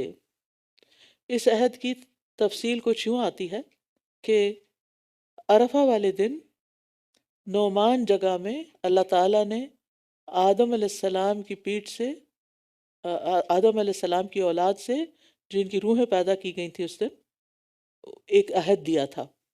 یعنی آدم کی پشت سے ہونے والی تمام اولاد کو نکال کے اپنے سامنے پھیلا دیا اور ان سے پوچھا کیا میں تمہارا رب نہیں ہوں؟ تو سب نے کہا کیوں نہیں، آپ ہی ہمارے رب ہیں، ہم سب تیرے رب ہونے کی گواہی دیتے ہیں. تو یہ وعدہ کیوں لیا گیا تھا اس وقت؟ تاکہ کل کوئی عذر نہ پیش کرے کہ ہمارے باپ دادا شرک کرتے تھے اس لیے ہم نے بھی شرک کیا. نہیں، اللہ نے توحید اللہ نے انسان کی فطرت میں رکھی ہوئی ہے، اور اسی بنا پر انسان کا حساب ہوگا. یا تم یہ نہ کہو کہ شرک تو اس سے پہلے ہمارے آباء و اجداد نے کیا تھا اور ہم تو ان کے بعد انہی کی اولاد تھے، کیا پھر تو ہمیں اس کام کی وجہ سے ہلاک کرے گا جو ان غلط کاروں نے کیا؟ وَكَذَلِكَ نُفَصِّلُ الْآيَاتِ وَلَعَلَّهُمْ يَرْجِعُونَ، اور اسی طرح ہم آیات کو کھول کھول کر بیان کرتے ہیں اور اس لیے کہ یہ رجوع کر لیں. وَاتْلُ عَلَيْهِمْ نَبَأَ الَّذِي آتَيْنَاهُ آيَاتِنَا، اور انہیں اس شخص کا حال پڑھ سنائیے جسے ہم نے اپنی آیات دیں، پھر وہ ان سے بالکل نکل گیا، تو شیطان اس کے پیچھے لگ گیا، پھر وہ گمراہوں میں شامل ہو گیا. یعنی اللہ تعالیٰ نے اس کو اپنی کتاب دی، آیات کا علم دیا، اس نے سمجھ لیا ان کو، لیکن پڑھنے کے بعد اس کو بلا دیا اور ان پر عمل چھوڑ دیا. اب کیا ہوا؟ شیطان کو رستہ مل گیا. شیطان اس شخص کے پیچھے لگ گیا اور یہ پوری طرح گمراہ ہو گیا۔ ایسے نمونے ملتے ہیں آج کی دنیا میں بھی۔ قرآن پڑھا، عمل بدلا، چھوڑا تو سب کچھ ہی چھوڑ دیا، سارا عمل بھی ختم، پردہ ختم، نمازیں ختم، اور پوری دنیا میں ہی لگ گئے۔ وَلَوْ شِئْنَا لَرَفَعْنَاهُ بِهَا، اور اگر ہم چاہتے تو انہی آیات کے ساتھ اسے بلندی عطا کرتے، لیکن وہ تو زمین کی طرف جھک گیا اور اپنی خواہش کی پیروی کرنے لگا، یعنی دنیا کی طرف مائل ہو کر اپنی خواہشات کی تکمیل میں لگ گیا بس، لہٰذا اس کی مثال کتے کی طرح ہے۔ یعنی ایسا شخص جو دین پڑھ لکھ کے پھر چھوڑ دے، اس کی مثال کتے کی طرح ہے۔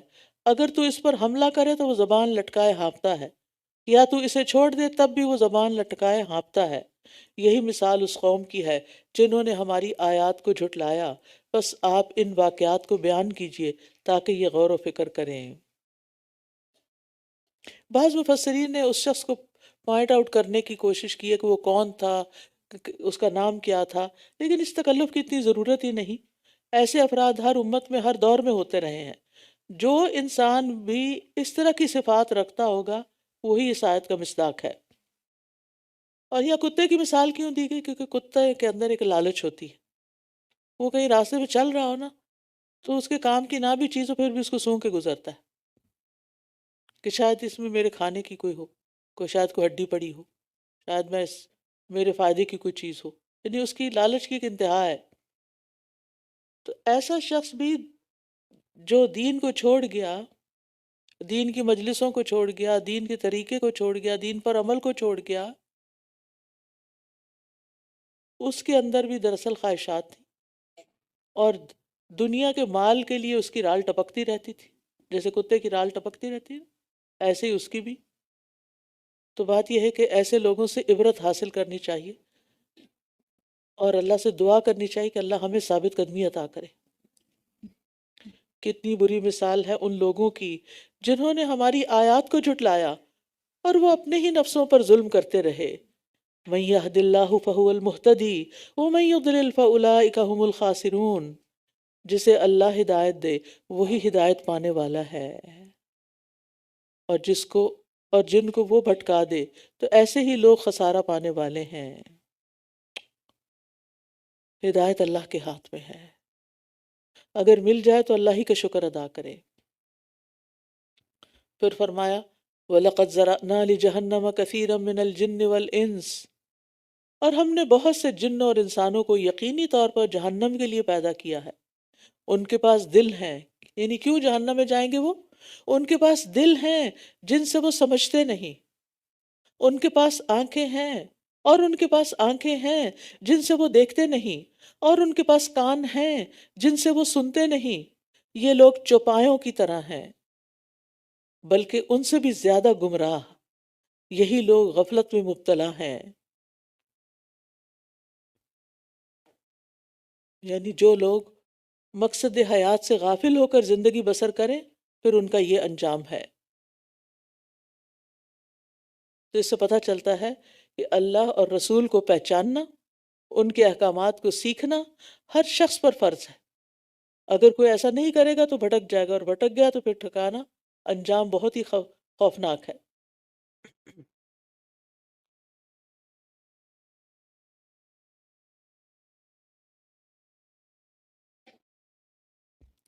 وَلِلَّهِ الْأَسْمَاءُ الْحُسْنَى فَادْعُوهُ بِهَا، اور اللہ ہی کے لیے سب سے بہترین نام ہے، بس اسے ان ناموں کے ساتھ پکارو، اور ان لوگوں کو چھوڑ دو جو اس کے ناموں میں کجروی اختیار کرتے ہیں، وہ ضرور اس کا بدلہ دیے جائیں گے جو وہ کر رہے ہیں، یہ ضرور اس کا بدلہ دیے جائیں گے جو یہ کر رہے ہیں۔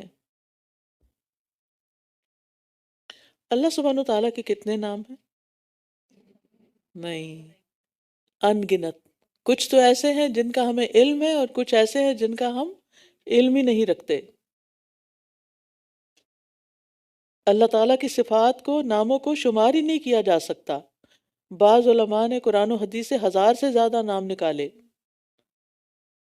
اور اللہ کے بعض نام ایسے ہیں جنہیں صرف اللہ ہی جانتا ہے۔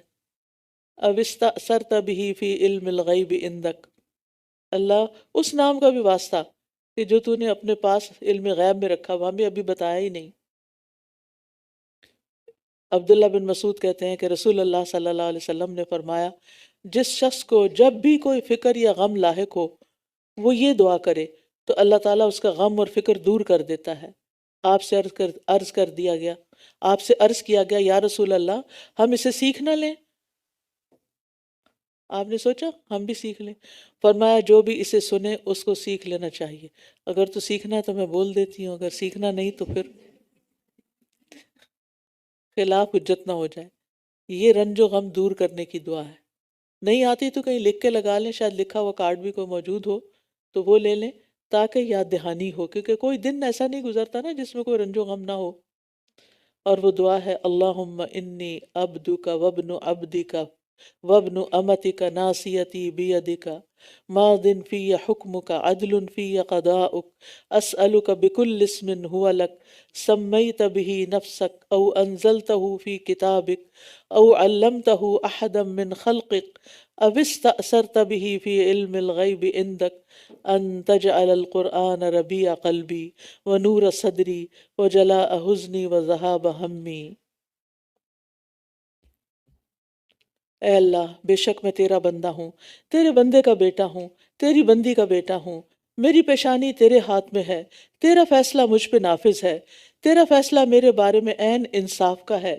میں تیرے ہر نام کے وسیلے سے جسے تو نے خود اپنا نام رکھا یا اسے اپنی مخلوق میں سے کسی کو سکھایا یا اپنی کتاب میں نازل کیا ہے یا تو نے اسے علم غیب میں اپنے پاس رکھنے کو ترجیح دی ہے، میں تجھ سے یہ سوال کرتا ہوں کہ تو قرآن کو میرے دل کی بہار، میرے سینے کا نور، میرے غم کا ازالہ اور میری فکر کو دور کرنے کا ذریعہ بنا دے۔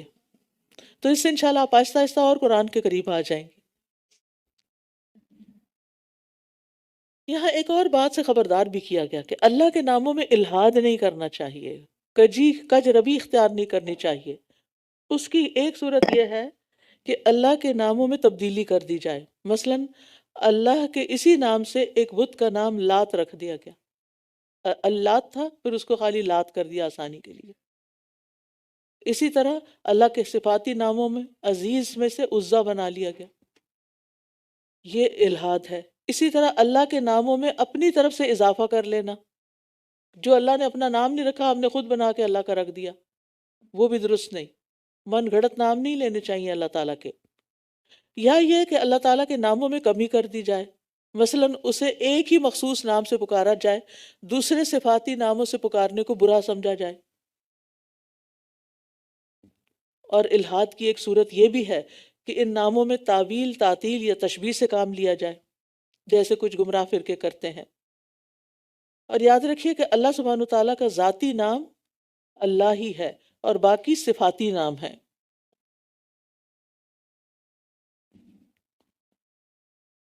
اور سیدھے رستے سے ہٹنا کیا ہے؟ یعنی الحاد کے ذریعے ناموں کے ساتھ الحاد میں اللہ کے ناموں میں الحاد بذات خود کیا ہے کہ مثلا اللہ تعالیٰ کے وہ نام رکھنا کہ جو اور معبودوں کے لیے بولے جاتے ہیں، جیسے یزدہ، بھگوان، رام، ایسے نام بولنے سے پرہیز کرنا چاہیے۔ اسی ضمن میں آتا خدا، کیونکہ اللہ تعالیٰ نے اپنا نام خدا نہیں رکھا، اللہ رکھا ہے۔ یا یہ کہ اللہ کے نام بندوں یا کسی بتوں وغیرہ کے نام رکھ دیے جائیں، یہ بھی درست نہیں۔ یا یہ کہ ان کے اندر کوئی تحریف اور تعطیل وغیرہ کر دی جائے۔ تعطیل کا مطلب ہوتا ہے اس صفت کو اس سے نکال دینا۔ لیکن اللہ تعالیٰ کے صفاتی ناموں کا اپنی زبان میں ترجمہ کرنا جائز ہے، ٹھیک ہے؟ اسی لیے آپ کو ٹرانسلیشنز بھی مل جاتی ہیں، اردو میں بھی، انگلش میں بھی، اور کارڈز موجود ہیں جن میں یہ چیز ہے، تو ان کو اگر آپ کے پاس ہوں اور ان کو یاد کر لیں تو بہت اچھا ہے۔ لیکن یہ ہے کہ جب اللہ سے دعا کریں، جو اصل چیز یہاں سکھائی جا رہی، تو کیسے مانگیں؟ یا اللہ، یا رحمان، یا رحیم، یا حی، یا قیوم، یا ذی الجلال والاکرام، یا رب العالمین، یا ارحم الراحمین، یا من بیدہ ملکوت السماوات والارض، یا فرد، یا صمد۔ یعنی نام لیتے جائیں جتنے بھی آپ کو یاد ہیں، لیکن دل سے لیں، سوچ کے لیں، اور پھر پکاریں اس کو۔ تو اس سے دعا قبول ہوتی ہے۔ اور پیچھے ہم نے پڑھا تھا نا کہ واسطہ دینا، تو ان ناموں کا واسطہ دے کر، وہ لوگ کہتے ہیں نا اللہ کا واسطہ ہے، اللہ کا واسطہ یہ کام کر دو۔ ہم؟ اور ان لوگوں میں سے جنہیں ہم نے پیدا کیا، کچھ ایسے لوگ ہیں جو حق کے مطابق رہنمائی کرتے ہیں اور اسی کے مطابق وہ عدل و انصاف کرتے ہیں۔ یہی وصف موسیٰ علیہ السلام کی امت کے بعض لوگوں کا بیان ہوا، یہاں مراد امت محمد صلی اللہ علیہ وسلم ہے، کیونکہ اب حق صرف اس امت کے پاس ہے۔ اور اس میں کون لوگ شامل ہیں؟ صحابہ کرام، تابعین، سلف صالحین، اور وہ تمام لوگ جو کتاب و سنت کو چھوڑ کر نئے رستے اختیار نہیں کرتے، خود بھی عمل کرتے ہیں ان دو پر اور لوگوں کی بھی اسی کے مطابق رہنمائی کرتے ہیں۔ والذین کذبوا بآیاتنا سنستدرجهم من حیث لا یعلمون، اور جن لوگوں نے ہماری آیات کو جھٹلا دیا ہے، ہم انہیں ضرور اس طرح آہستہ آہستہ وہاں سے پکڑیں گے جہاں سے وہ جانتے بھی نہ ہوں گے، یعنی فوری گرفت نہیں ہوگی تاکہ یہ غفلت میں پڑے رہیں، ان کو ڈھیل دوں گا اور پھر اچانک پکڑ لوں گا۔ اور میں انہیں مہلت دے رہا ہوں، بے شک میری تدبیر بہت مضبوط ہے۔ کیا بھلا انہوں نے غور و فکر نہیں کیا کہ ان کے ساتھی کو کوئی جنون لاحق نہیں، وہ تو ایک کھلم کھلا خبردار کر دینے والا ہے۔ یعنی آپ صلی اللہ علیہ وسلم کی عادات اور آپ کی سیرت کو دیکھا جائے تو آپ میں کسی قسم کا کوئی جنون نظر نہیں آتا، آپ ایک مکمل صحت مند انسان تھے۔ اولم ينظروا فی ملکوت السماوات والارض، کیا انہوں نے غور نہیں کیا آسمانوں اور زمین کی بادشاہت میں اور کسی بھی ایسی چیز میں جو اللہ نے پیدا کی، اور یہ کہ شاید ان کا مقررہ وقت قریب آ چکا ہو، پھر اس کے بعد یہ کس بات پر ایمان لائیں گے؟ جسے اللہ گمراہ کر دے پھر اسے کوئی ہدایت دینے والا نہیں، اور وہ انہیں ان کی سرکشی میں چھوڑ دیتا ہے، وہ بھٹکتے پھرتے ہیں، اور وہ انہیں ان کی سرکشی میں چھوڑ دیتا ہے، یہ بھٹکتے پھرتے ہیں۔ یسألونک عن الساعۃ ایان مرساها، یہ آپ سے قیامت کی گھڑی کے بارے میں پوچھتے ہیں کہ اس کے واقع ہونے کا وقت کب ہے۔ کہہ دیجئے اس کا علم تو میرے رب ہی کے پاس ہے، اسے اس کے وقت پر وہ خود ہی ظاہر کرے گا۔ وہ آسمانوں اور زمین پر بہت بھاری ہوگی، وہ اچانک تمہارے پاس آ جائے گی، وہ تمہارے پاس اچانک آ جائے گی۔ یہ لوگ آپ سے اس کے بارے میں اس طرح پوچھتے ہیں گویا کہ آپ اس سے پوری طرح باخبر ہیں، گویا کہ آپ اس سے پوری طرح باخبر ہیں۔ کہہ دیجئے اس کا علم تو صرف اللہ کے پاس ہے، لیکن اکثر لوگ نہیں جانتے۔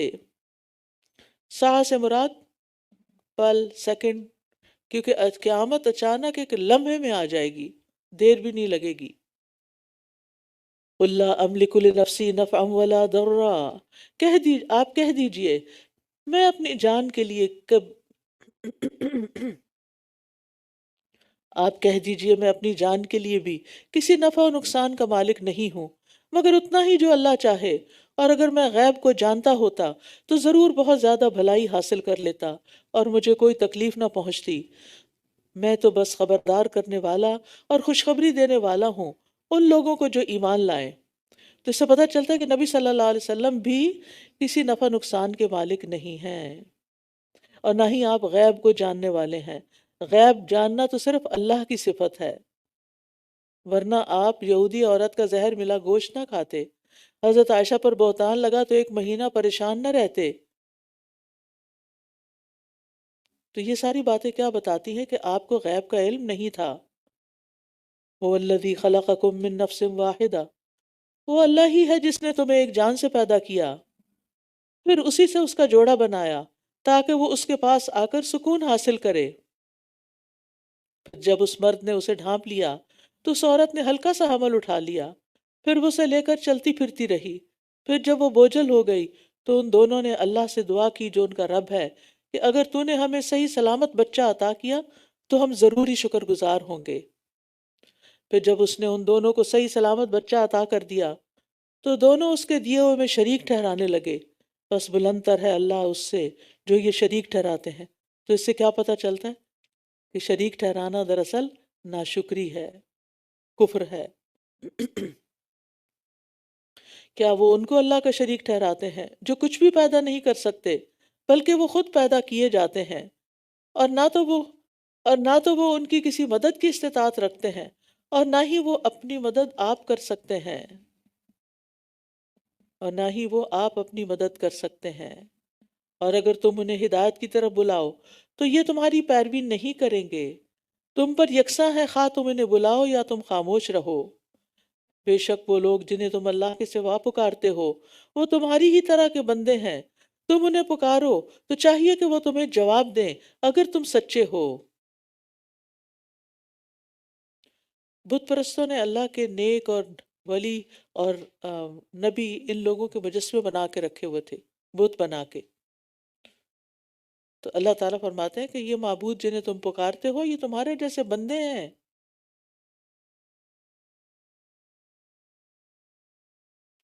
تو اللہ کا شریک جن چیزوں کو بنایا جاتا ہے، خواہ وہ قبر کے اندر مدفون ہو یا باہر کہیں رکھے ہوں سجاوٹ کے لیے، ایک ہی مطلب ہے۔ کیونکہ ہوتا کیا ہے کہ ایسی چیزوں کو دیکھ دیکھ کے، جیسے مجسمے وغیرہ لوگوں نے گھر میں رکھے ہوتے ہیں، پھر دل کے اندر سے وہ نکل جاتی ہے، اس کی کراہت میں نکل جاتی ہے۔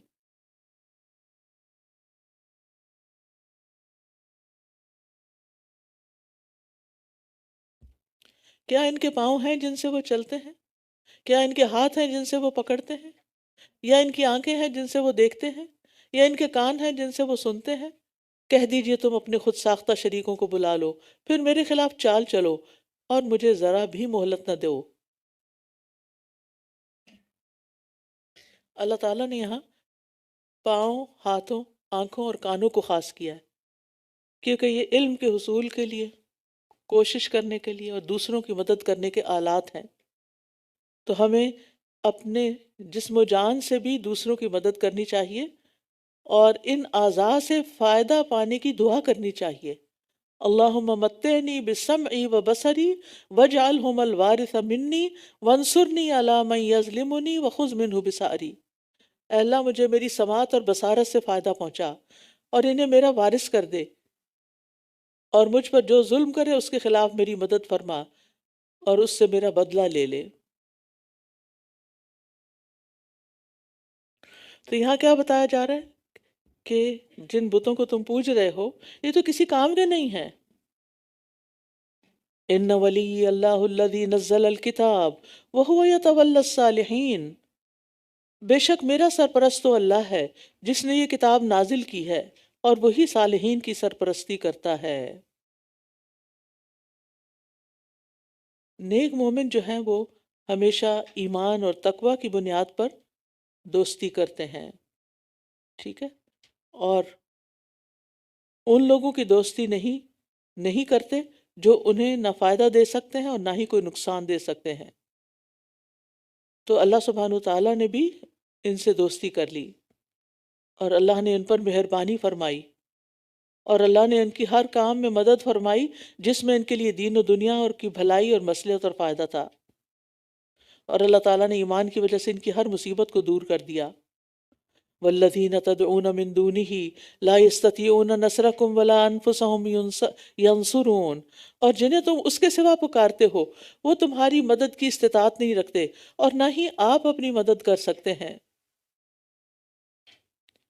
وَإِن تَدْعُوهُمْ إِلَى الْهُدَى لَا يَسْمَعُوا، اور اگر تم انہیں ہدایت کی طرف بلاؤ تو وہ سنتے ہی نہیں، سنی انسنی کر دیتے ہیں، اور آپ انہیں دیکھیں گویا وہ آپ کی طرف دیکھ رہے ہوں حالانکہ وہ کچھ بھی نہیں دیکھتے۔ خُذِ الْعَفْوَ وَأْمُرْ بِالْعُرْفِ خُذِ الْعَفْوَ وَأْمُرْ بِالْعُرْفِ وَأَعْرِضْ عَنِ الْجَاهِلِينَ، آپ درگزر اختیار کیجئے، نیکی کا حکم دیجئے اور جاہلوں سے اعراض برتیے۔ توحید کی دعوت میں مشکلات تو آتی ہیں لیکن انسان کو صبر سے کام لینا چاہیے۔ یہاں آپ صلی اللہ علیہ وسلم کو حسن اخلاق کی تعلیم دی گئی ہے، اور آپ کے ذریعے سے، آپ کے وسیلے سے ہر وہ شخص مخاطب ہے جو اسلام کی دعوت کا فریضہ سر انجام دے، جو اسلام کو دنیا میں پھیلائے۔ اور پھر فرمایا وَجَادِلْهُمْ بِالَّتِي هِيَ أَحْسَنُ، اور ان سے اس طریقے سے بحث کرو جو سب سے اچھا ہے۔ اور اسی طرح ایک اور جگہ پر فرمایا وَلَوْ كُنْتَ فَظًّا غَلِيظَ الْقَلْبِ لَانفَضُّوا مِنْ حَوْلِكَ، اور اگر تو بس بدخلق ہوتا، سخت دل ہوتا، تو یقیناً وہ تیرے گرد سے منتشر ہو جاتے۔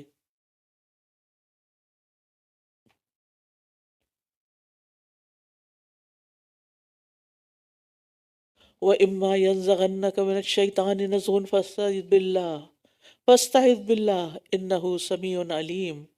اور اگر آپ کو شیطان کی طرف سے کوئی وسوسہ آئے تو اللہ کی پناہ طلب کیجئے، بے شک وہ خوب سننے والا، خوب جاننے والا ہے۔ شیطان سے بچنے کا طریقہ بتایا جا رہا ہے۔ بے شک وہ لوگ جنہوں نے تقوی اختیار کیا، جب انہیں شیطان کی طرف سے کوئی خیال چھو بھی جاتا ہے تو وہ اللہ کو یاد کر لیتے ہیں، پھر یکا یک وہ صاف دیکھنے لگتے ہیں۔ گویا اللہ کا ذکر ہر شر سے بچنے کا سبب ہے۔ وَإِخْوَانُهُمْ يَمُدُّونَهُمْ فِي الْغَيِّ ثُمَّ لَا يُقْصِرُونَ، اور ان کے شیطان بھائی انہیں گمراہی میں کھینچتے رہتے ہیں، پھر وہ کوئی کمی نہیں کرتے۔ یعنی کفار اور منافقین کیوں ان کے بھائی ہیں؟ کس کانٹیکس میں؟ کیونکہ وہ انہیں گمراہی میں بڑھاتے اور گھسیٹتے لے جاتے ہیں۔